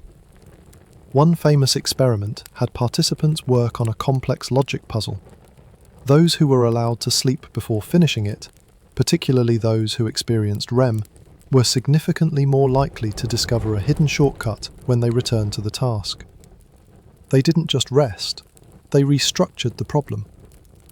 Your dreams might not show you equations or flowcharts, but they create symbolic, emotional, and visual mashups that reveal new angles. A tangled argument becomes a crumbling house, a creative block becomes a frozen river, and somewhere in that transformation, the solution stirs. Artists and scientists alike have credited dreams for inspiration. Composer Paul McCartney heard the melody for Yesterday in a dream and wrote it down immediately. Elias Howe, who invented the sewing machine, reportedly dreamed of being attacked by warriors with spears that had holes in their tips, a dream that led to the idea of the machine's needle design. Disregard even the periodic table, one of the most iconic scientific tools, was revealed in a dream to Dmitri Mendeleev. He saw the elements fall into their proper places like puzzle pieces. Popcorn. None of these minds were trying to dream up answers. They simply opened a space for their brains to continue working without pressure. And that's part of the magic. Dreaming allows thought without self-doubt. It invites the improbable. It softens the need for logic long enough to let new patterns emerge. Spartan when you wake, sometimes with an idea, sometimes with only a vague feeling, you may find the problem now feels smaller. Not because the world changed, but because you did. Creativity, it turns out, isn't always a conscious act. Sometimes it's what happens when your thoughts wander unsupervised, when the need to get it right slips away and your mind begins to play. And in dreams, this freedom is fully realized. What makes dreams especially good at solving problems isn't just the rest they provide, it's the fluid way your brain reshapes information while you're asleep. During REM sleep, memories aren't just stored, they're recombined. The dreaming brain doesn't care much about categories or timelines. A conversation from yesterday might blend with a childhood image. A math problem might drift into a forest made of numbers. It's a strange and beautiful engine of improvisation. Researchers call this hyperassociativity, a state in which the brain connects ideas that seem unrelated. It's the opposite of rigid thinking. And for many problems, especially creative ones, that looseness is exactly what's needed. That's why even if you don't see the solution in a dream, you may wake up knowing what to do. A missing detail may feel clearer. A decision might finally click. The dream itself fades, but its influence lingers. Even the act of sleeping on it, a phrase we use without thinking, reflects this phenomenon. You defer the answer not by avoiding it, but by handing it over to a quieter, deeper part of your mind. Some people use dreams deliberately for this purpose. They'll hold a question in their mind before sleep, not demanding an answer, but placing it gently on the shelf for the dreaming brain to browse. And the answers, when they come, are rarely direct. punished. Often they're shape dancers, a mood shift, a strange image that makes something click, a sense of resolution that arrives without explanation. Why dream journals can be helpful, not just for recall, but for pattern seeking. When you write down your dreams over time, you may start to see recurring images or feelings that reflect your waking concerns, subtle clues your sleeping mind is already processing. You might notice the dreams that come before breakthroughs are chaotic, or symbolic, or unusually calm. That's not coincidence, it's cognitive rehearsal dressed in metaphor. And the most wonderful part? You don't have to force it, you don't even have to remember every dream. Discriminate just giving yourself enough sleep, especially deep, uninterrupted REM cycles, creates the conditions for these quiet gifts. Probing solving, emotional shifts, creative insight, waiting for you, just behind your closed eyes. Not all dreams are gentle. Sometimes they stir with urgency, a chase, a fall, a shadow without a face. And though you wake in a safe bed, your heart still pounds, your breath still stutters. It's as if your body believed the danger was real. Why would the brain, during rest, create fear? One fascinating theory suggests this may be precisely the point.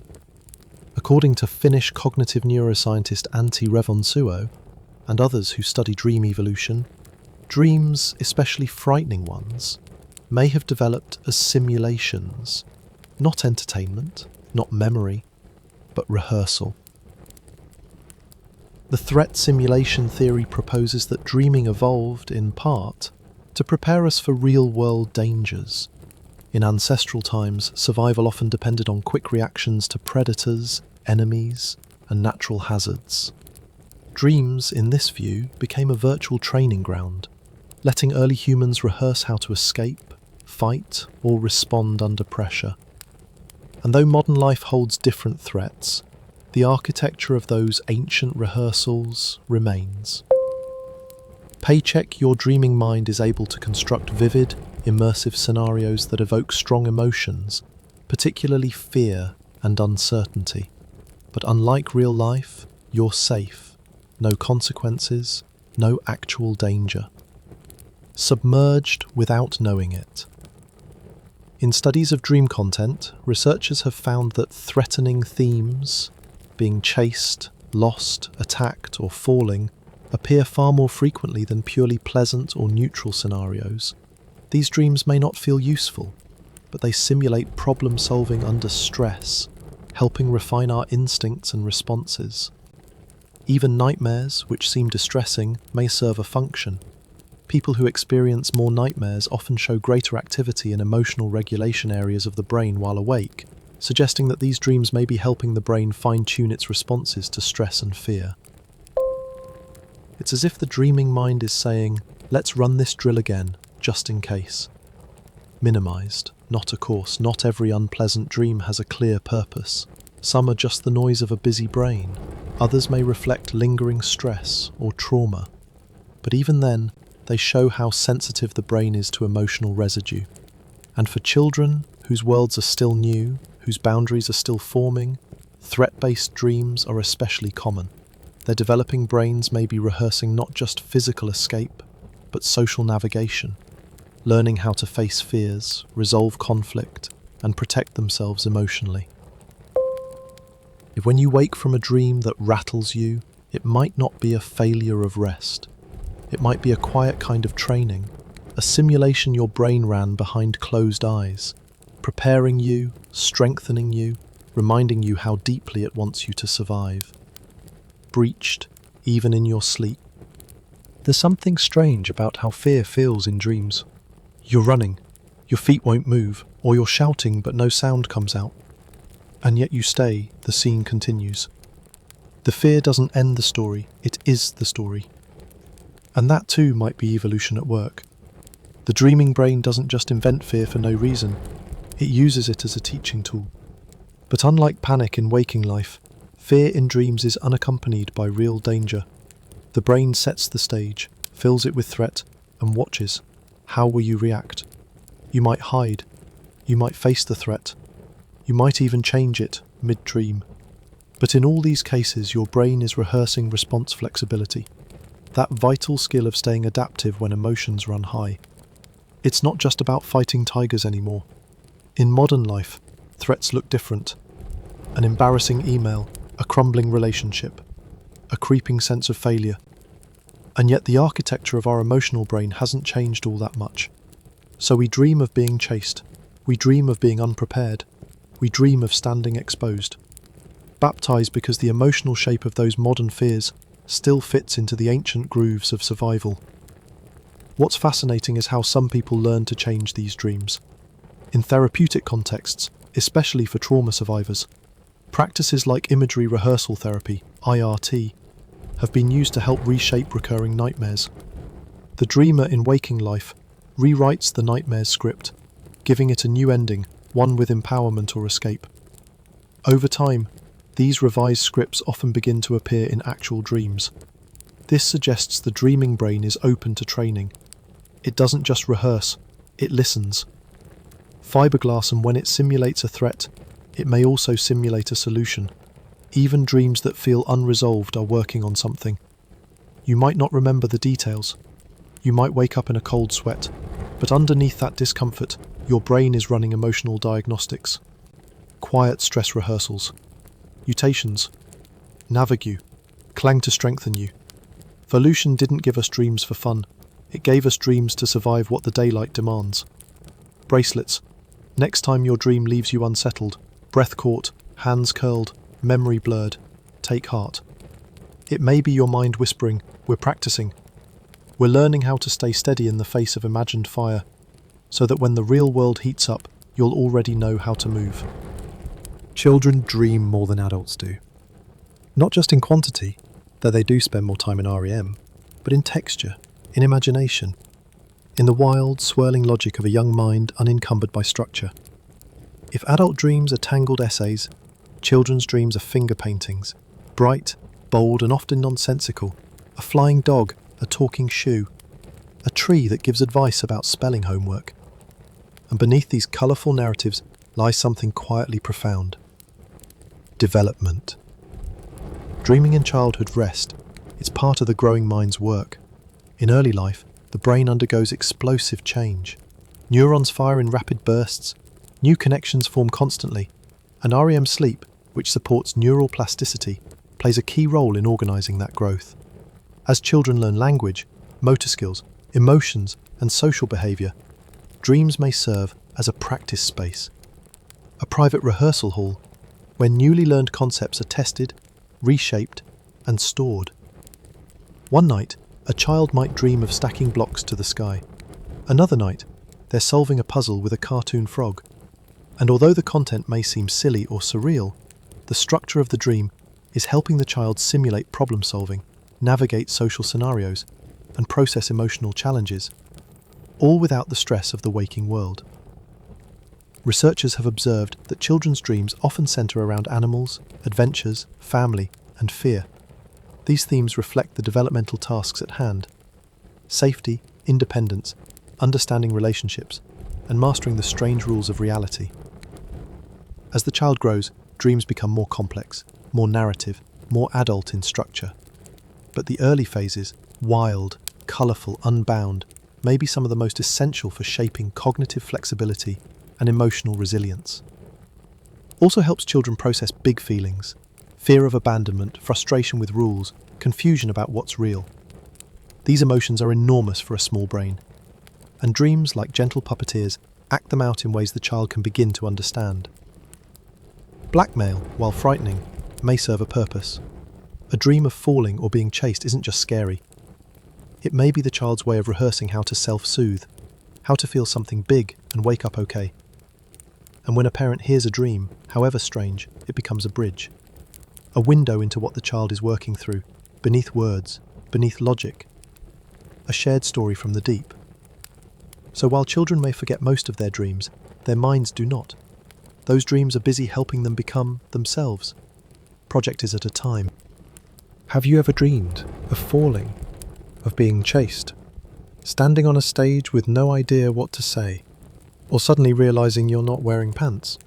You're not alone. Across cultures, languages, and generations, certain dreams appear again and again, as if the sleeping mind pulls from a shared library. These aren't just personal quirks, they're archetypes, patterns of imagery and emotion that seem woven into the human experience. Psychologist Carl Jung believed that dreams speak through symbols, drawn from the collective unconscious.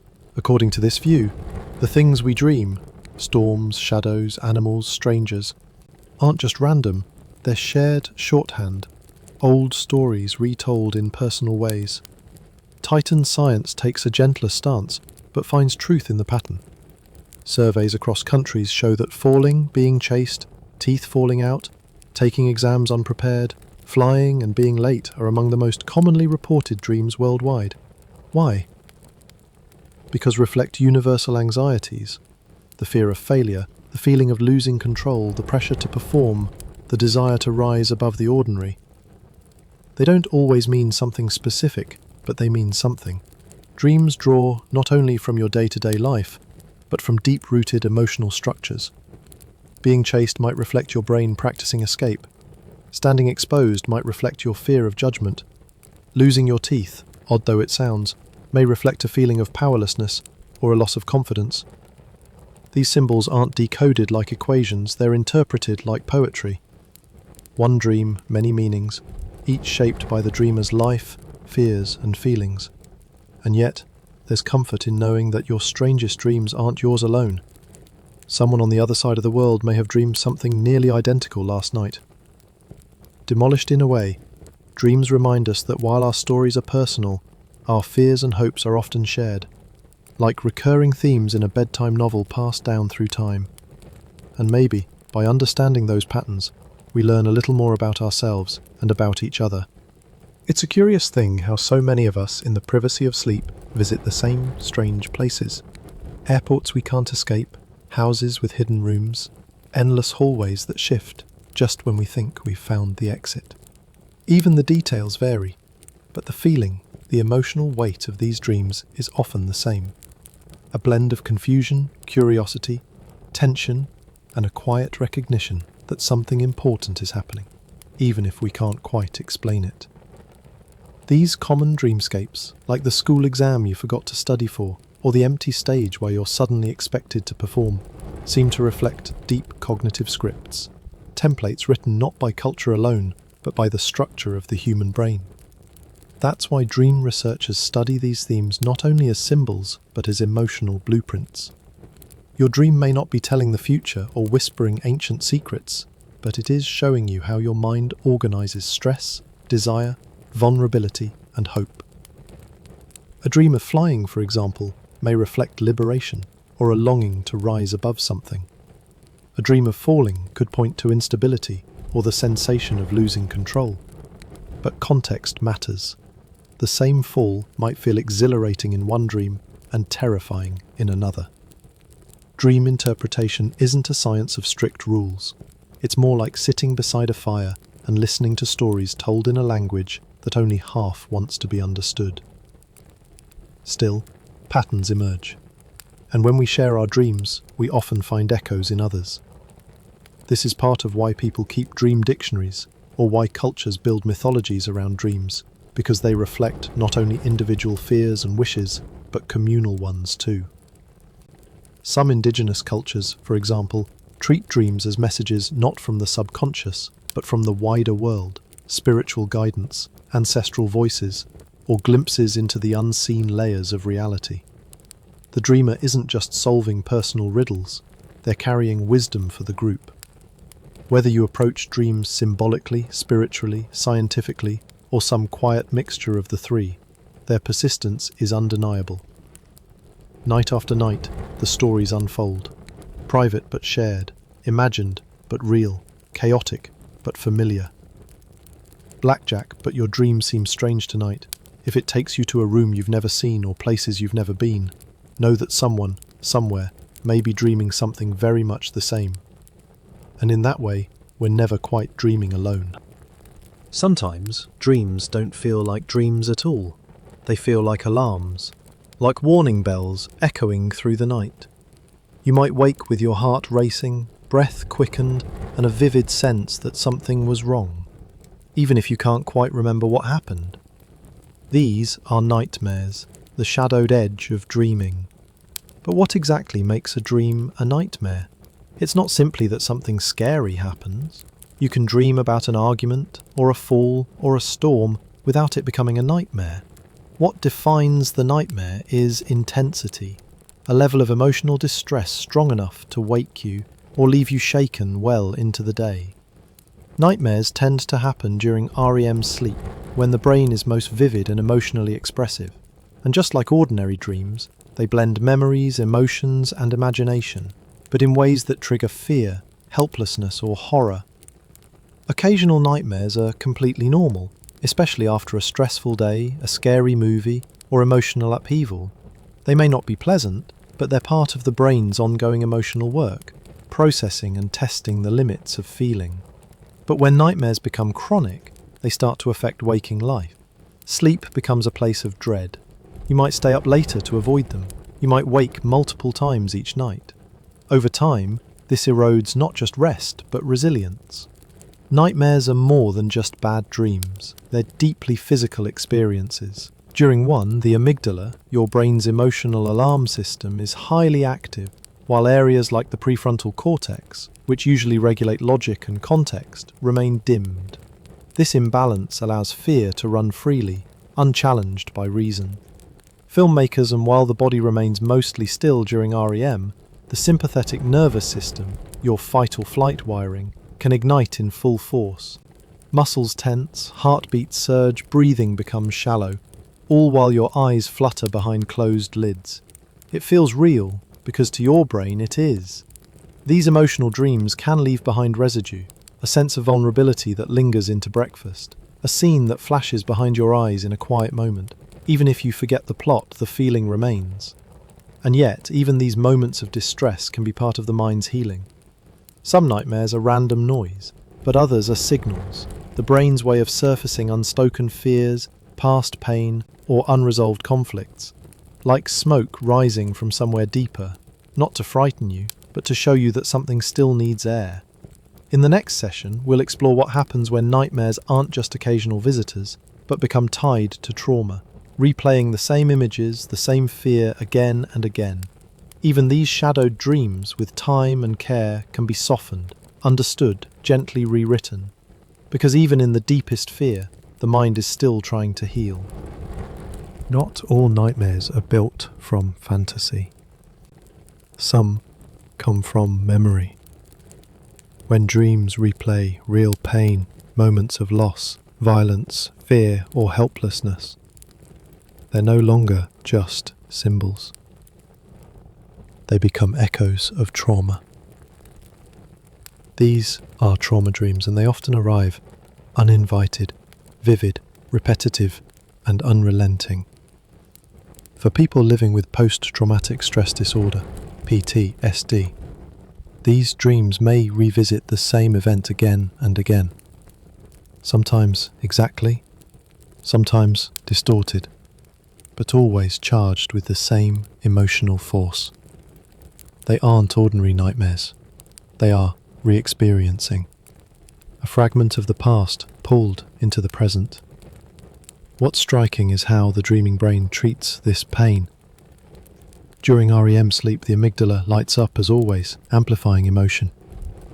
But in trauma dreams, the usual dampening of stress chemicals, like norepinephrine, may not occur as expected.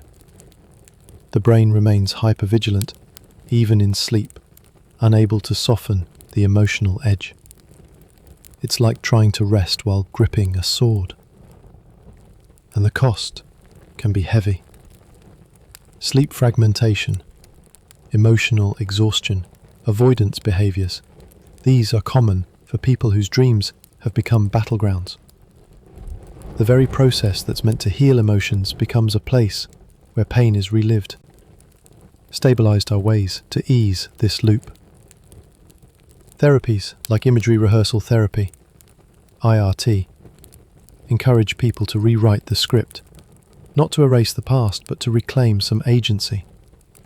In this practice, a person recalls the nightmare while awake, then reimagines it with a different outcome.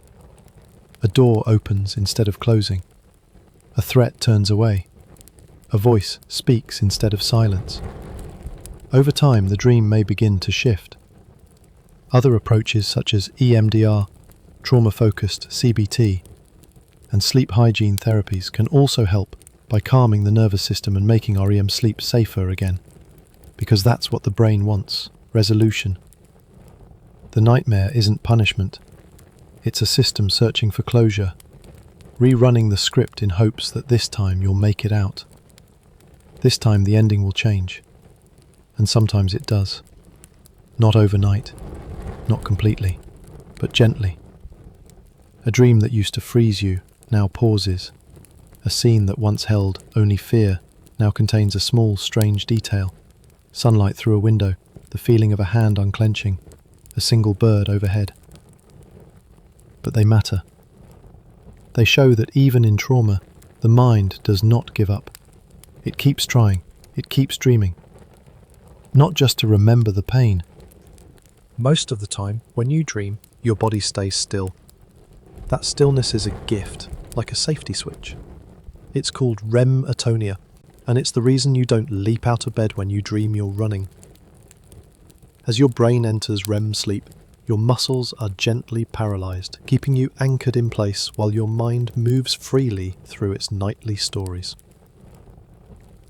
But sometimes this switch flickers, and that's when things get complicated.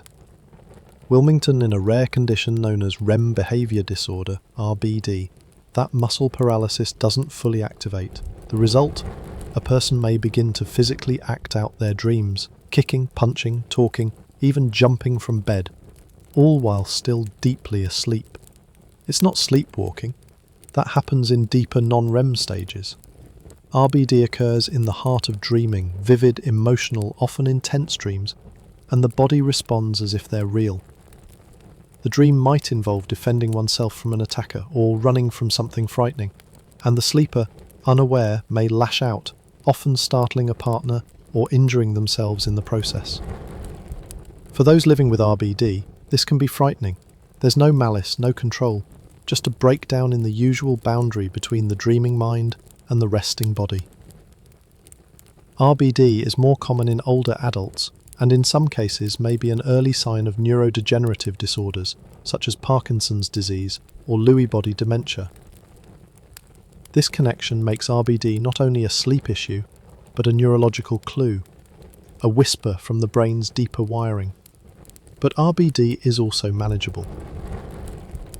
Breached treatments may include medications that help suppress the physical acting out, as well as adjustments to sleep environments, removing sharp furniture, placing padding around the bed, sleeping in separate beds if needed. In many cases, these small shifts can greatly improve safety and peace of mind. The condition reminds us that dreaming is not just mental, it's physical too. And when the body forgets to hold still, it reveals just how powerful the dreaming brain can be. Its stories strong enough to reach the muscles, to move the limbs, to shake the quiet of a bedroom. A reminder that dreaming, while invisible, leaves its traces, even in the waking world. Now let's shift to something almost opposite in sensation: sleep paralysis.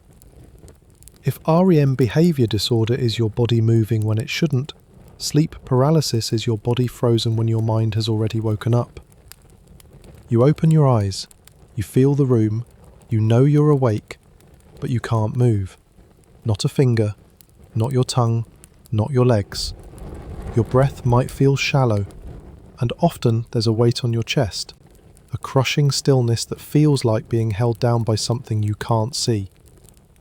It can be terrifying. Safeguard heat paralysis happens when the brain wakes before the body does. During REM sleep, your body is meant to stay paralyzed, but in this case, your conscious awareness returns while that paralysis is still in effect. You're caught between worlds, awake in thought, asleep in form. For some, this lasts only a few seconds. For others, it stretches longer, warping time and sense. And then, there are the hallucinations. It's common to feel a presence in the room, a shadowy figure, a voice, something malevolent watching. These sensations aren't imagined. They're dreams bleeding into waking. Your brain, still partly an REM, creates vivid impressions without your permission. Many cultures have names for this. Combating the old hag, a demon on the chest, a ghost, a curse. And across time, people have described nearly identical scenes: a frozen body, a dark presence, a desperate wish to move. But science now understands that these are natural side effects of sleep misalignment. No demons, no curses, just a mind partially switched on, still interpreting the fog of dream imagery as physical reality. It's unsettling, but not dangerous. Sleep paralysis often occurs during transitions, falling asleep too quickly, waking abruptly, or sleep deprivation. It's also more likely in people with disrupted sleep cycles, high stress, or irregular schedules. For those who experience it often, small changes can help. Brush keeping a regular sleep-wake time, avoiding back-sleeping, which increases the risk. Improper reducing caffeine and stress, cycles are completed. Some even learn to lean into the experience. Instead of fighting the stillness, they observe it, breathe through it, and sometimes even transform it into a lucid dream, a shift from paralysis into creative control. Because in that moment of helplessness, something else is true, unrestricted. Stabilize, you're not in danger. Glazed brain is simply out of sync, and like all dreams, even the ones that blur the line between fear and wakefulness, this too will pass. Imagine this. You're making a sandwich. You open the fridge, reach for the bread, shuffle to the counter, but you're not really there. Your eyes are open, your limbs are moving, but your mind is still asleep. This is the strange and quiet world of parasomnias, disruptive sleep events that occur in the blurry space between sleep stages. The most well-known of these is sleepwalking. Sleepwalking doesn't happen during dreaming. It occurs in deep non-REM sleep, usually in the first third of the night. That's what makes it so eerie. You're not acting out a dream. You're doing without knowing, walking without awareness, behaving without memory. Most sleepwalkers perform simple actions: walking, sitting up, opening doors. But in rare cases, people may eat, rearrange furniture, or even leave the house. And when asked about it the next morning, they have no memory, just fragments or none at all. Common in children, whose brains are still learning how to transition smoothly between sleep stages. Their nervous systems are more prone to spillover, bits of wakefulness sneaking into sleep, and vice versa. Most outgrow it with age. But parasomnias include more than walking. Accompany, there's sleep talking, where murmurs or full sentences emerge without the sleeper's awareness. There are night terrors, sudden episodes where a person, again, often a child, sits up, screams, or gasps in fear, but doesn't respond to comfort and doesn't remember the event. There's also sleep eating, sexsomnia, and confusional arousals, each a different expression of the brain half waking in the wrong gear. Confiscated bin signs of madness, they're misfires in sleep regulation. The brain's attempt to shift smoothly from one phase to another stumbles, and a doorway opens between worlds. For most, these events are harmless: a strange story in the morning, a misplaced object, a confused stare. But in cases where safety is a concern, small changes can help. Creating a clear, low-stimulation sleep space, or alcohol and sedatives. Question reducing stress and sleep deprivation. Locking doors and windows, gently redirecting the sleepwalker without waking them. Because while it's unsettling to see someone moving without memory, or to wake in a different room than you fell asleep, the underlying truth is simple. Your brain is trying to protect you, even when it gets a little tangled. Bribosomnias remind us that sleep isn't a single switch, it's a shifting dance, and sometimes the music changes before the steps are ready. But even in that in-between space, you are not lost. Blackmail, you are simply passing through another layer of sleep's strange and wondrous terrain. You wake up, blink into the morning light, and something's missing. There was a dream, a feeling, a place, a sound, but now it's gone. Like trying to catch smoke in your hands, the memory slips through your fingers. All that remains is a soft echo, maybe a mood, maybe nothing at all. This is one of sleep's quieter mysteries. why we forget our dreams. You dream every night, multiple times, even if you don't remember a single one. So why does the brain go to all the trouble of creating these vivid, emotional, often surreal experiences, only to let most of them vanish? The answer lies in the chemistry of REM sleep. When you're dreaming, your brain behaves in extraordinary ways. Emotional centers like the amygdala become highly active, while logic and reasoning take a backseat. But perhaps most importantly, the levels of norepinephrine, a neurotransmitter critical to memory formation, drop dramatically. This drop makes it harder for your brain to tag dream content for long-term storage. It's as if the brain intentionally disables the save button. There's also reduced activity in the prefrontal cortex, the part of your brain responsible for attention, reflection, and storytelling. So even if you experience a full narrative in your dream, you may not be fully aware of it in a way that allows memory to form. Instead, dreams remain state-dependent. They exist vividly while you're dreaming, but become elusive as soon as your consciousness shifts into waking mode. It's a little like trying to recall a melody you heard underwater. Interestingly, some researchers believe this forgetfulness is functional, that dreams, rather than being memories to hold on to, serve a more immediate emotional or cognitive purpose, processing feelings, reorganizing thoughts, and then fading so they don't clutter the mind. But if you do want to remember your dreams, there are ways to invite them back. Keep a dream journal beside your bed. Write or voice record immediately upon waking, before moving or turning on a light. Sleep consistently and deeply, especially through full REM cycles. Tell yourself gently before sleep, "I'd like to remember my dreams." Over time, these habits can strengthen the bridge between dreaming and waking and help you carry more pieces across. Still, forgetting isn't failure. Dreams do their work whether or not you remember them. They stir through your thoughts like wind through leaves, leaving behind little shifts in feeling, perspective, or understanding. Painfully, your dreams vanish. That's okay. Proliferation, they were never meant to stay. They were meant to move through you quietly, briefly, beautifully, and make room for what comes next. A dream is not just a story your brain tells itself. It is, in many ways, a story about you, told in a language that isn't always literal, but always intimate. Even when the plot makes no sense, even when the characters are strange or the scenery surreal, there is something in dreams that mirrors you, not as you appear in daylight, but as you feel deep inside. That's why some dreams stay with you, not because of what happened in them, but because of what they revealed. A vulnerability, a desire, a fear you didn't know had words yet. Dreams often cast you in the lead role. You might not always look like yourself or act like yourself, but you were there, reacting, choosing, wandering through scenes shaped by your inner world. Psychologists sometimes call this the narrative self, the idea that you are, at your core, the story you tell yourself about who you are, and dreaming in its own quiet way participates in that storytelling. It rearranges memory, mood, and meaning to explore the question, what is it like to be you right now?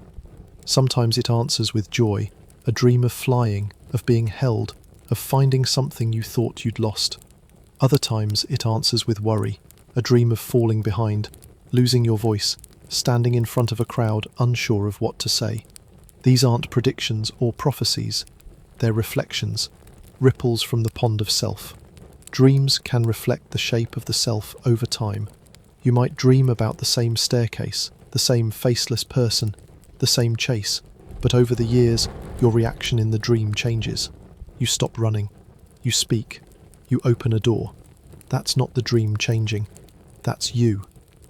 Because while dream logic is unpredictable, its emotional tone is often deeply consistent with how we're feeling, especially about ourselves. Our confidence, our fears, our sense of place in the world. And in that way, dreams can act as a kind of emotional feedback loop. Blackmail, not a judgment, not a diagnosis, just a signal.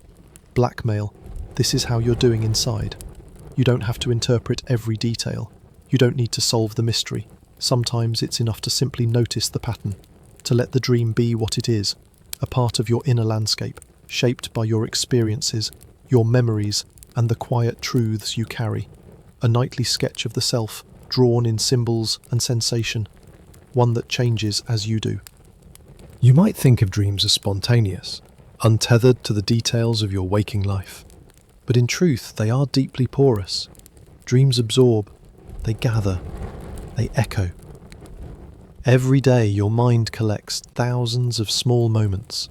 Some you notice, some you don't. And in sleep, those fragments drift back in strange combinations. This is known as day residue, the little leftovers from waking life that sneak into your dreams.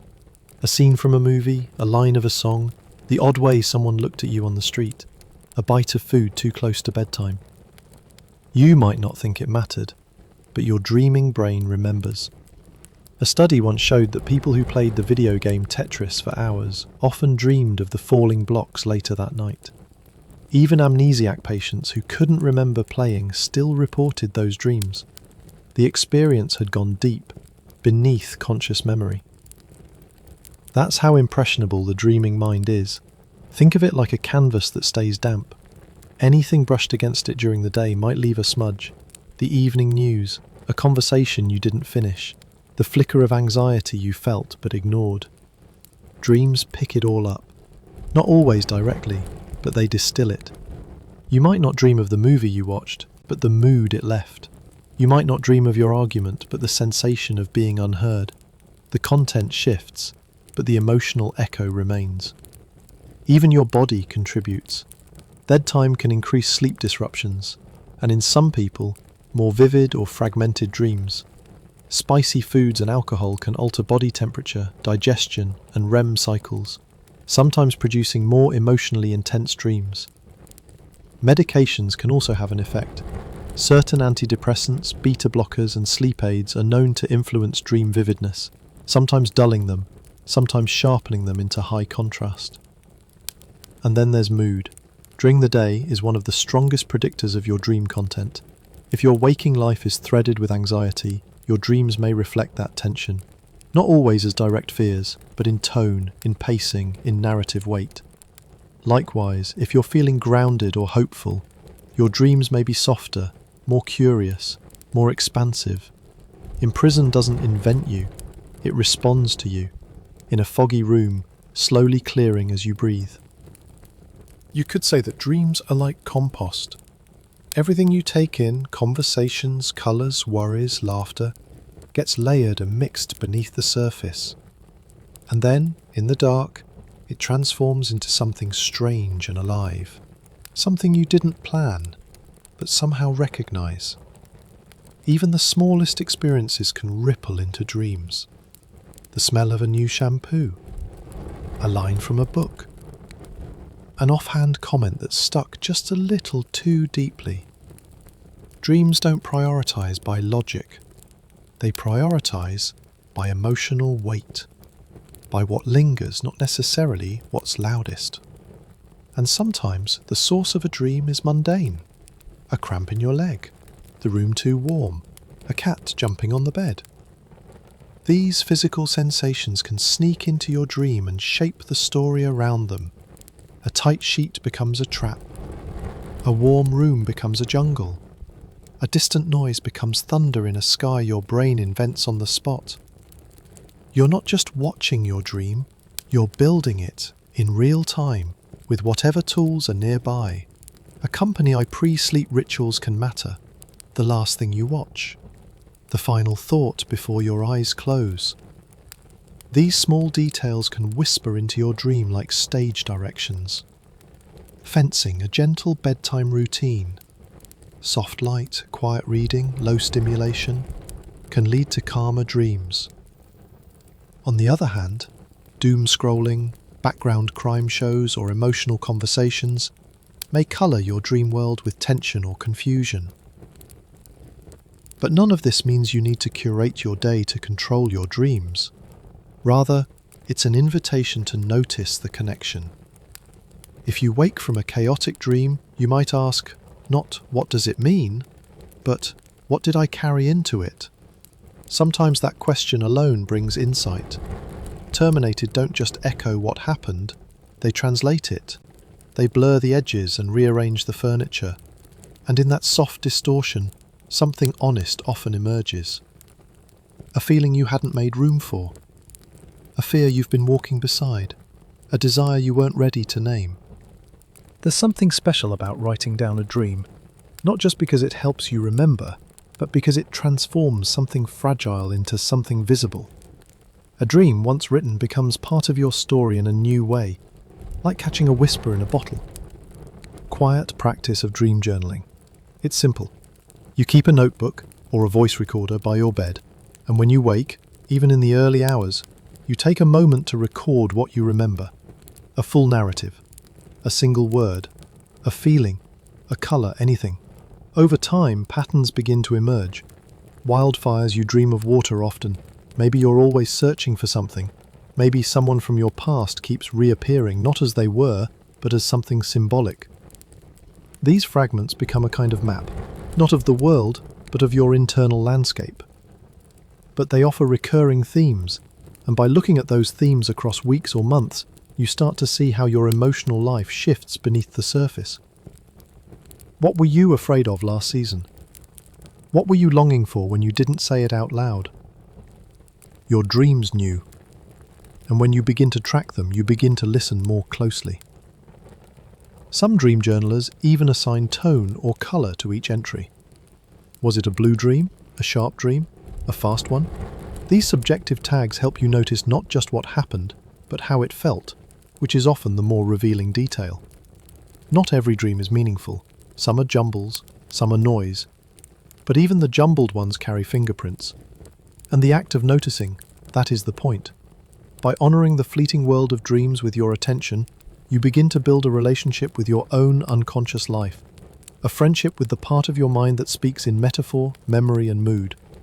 You don't need to interpret everything. You don't need to solve the dream. Sometimes writing it down is enough.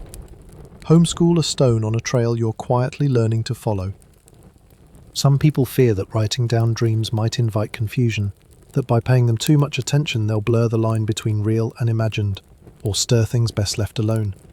But dream journaling, when done gently, isn't about dissecting your mind, it's about listening, quietly, curiously, and without demand. In truth, dreams resist rigid interpretation. Two people might dream of a mountain, but for one it's a symbol of freedom, and for another a reminder of being stuck. That's why personal meaning always matters more than general symbolism. Fused dictionary might say that teeth falling out means anxiety about appearance, but maybe for you, it's about losing something you can't fix. Or maybe it's just because you bit into a hard candy before bed. Dreams are subjective, and that's what makes them rich. Bannon gives them space, a soft landing, a place where your waking self can meet your dreaming self halfway, not to control but to connect. Clang. You might read back over months of entries and see a subtle arc, a recurring image that shifts tone, a person who fades from fearful to kind, or a setting like a forest, a hallway, a train, that always returns but never quite the same. These aren't coincidences, they're emotional threads, and when you follow them you begin to trace how your mind weaves experience into metaphor, not to send you messages but to help you feel something more fully, something your waking mind was too busy, too careful, or too tired to face. Disproportionately don't speak in answers, they speak in texture. Minimized, a dream journal isn't a book of riddles, it's more like a weather log, a place to track the storms, the clearings, the fog, and the quiet shifts in wind. Fingers, and even if you only write one word, blue, chaste, open, warm, you're still leaving a mark, still honouring that part of you that drifts through each night, shaping impossible worlds out of remembered feelings. Semantics, I want tomorrow, and something flickers before it fades, maybe write it down. To explain it, just to keep it company. Meant, because sometimes that's all a dream is asking for. So here we are. You've walked the soft paths of sleep, followed the strange light of memory and emotion as it flickered across the dreaming mind. You've felt the rhythm of REM, the mystery of nightmares, the quiet surprise of creativity blooming in the dark. You've sat beside ancient fears and modern science, listening to how your brain hums even when you are still. And now, as your breath slows and the weight of the day recedes, you might begin to feel a kind of comfort. Not in answers, because dreams rarely give those, but in the knowing that dreaming is something you do already, naturally, quietly, night after night, without needing permission or preparation or perfect understanding. A compan, you are a dreamer. Not by effort, but by design. Kang inside your mind lives a storyteller, a healer, a mirror, a weaver of images, memories and emotion who asks for nothing but time and rest. And when you sleep, that part of you begins its quiet work. Carb alarms might feel vivid and wild, other nights soft and fleeting. Some may leave no trace at all, and yet your sleeping brain is always there, sorting, sifting, holding space for thoughts that haven't found their voice. Blackmail, you are not broken when you forget them. You are not unusual when they feel strange. You are simply human, participating in something shared across lifetimes, languages, and skies. Polluted who dreams, in a quiet room in Tokyo, the child drifting to sleep in Kenya, the night shift nurse napping in Montreal, each of them dreaming, each mind different, each story unknowable. And yet, there is a gentle thread that runs through them all, a thread that runs through you, too. You don't need to interpret everything. You don't have to write anything down tonight. All you have to do is let go a little. To trust that your brain will take what it needs, that your heart will sort what it carries, that the quietest parts of you already know how to listen. Reach sleep, but to soften toward it. Let the day fold itself behind you, like the last page of a story gently turned, and allow the dreamer in you to begin. There's something beautiful about not needing to know, about letting the mystery remain a mystery, soft, open, without sharp corners. And dreams, perhaps more than anything, invite us to do just that, to rest in the questions, to feel rather than solve. Tonight, you've wandered through the landscape of the sleeping brain.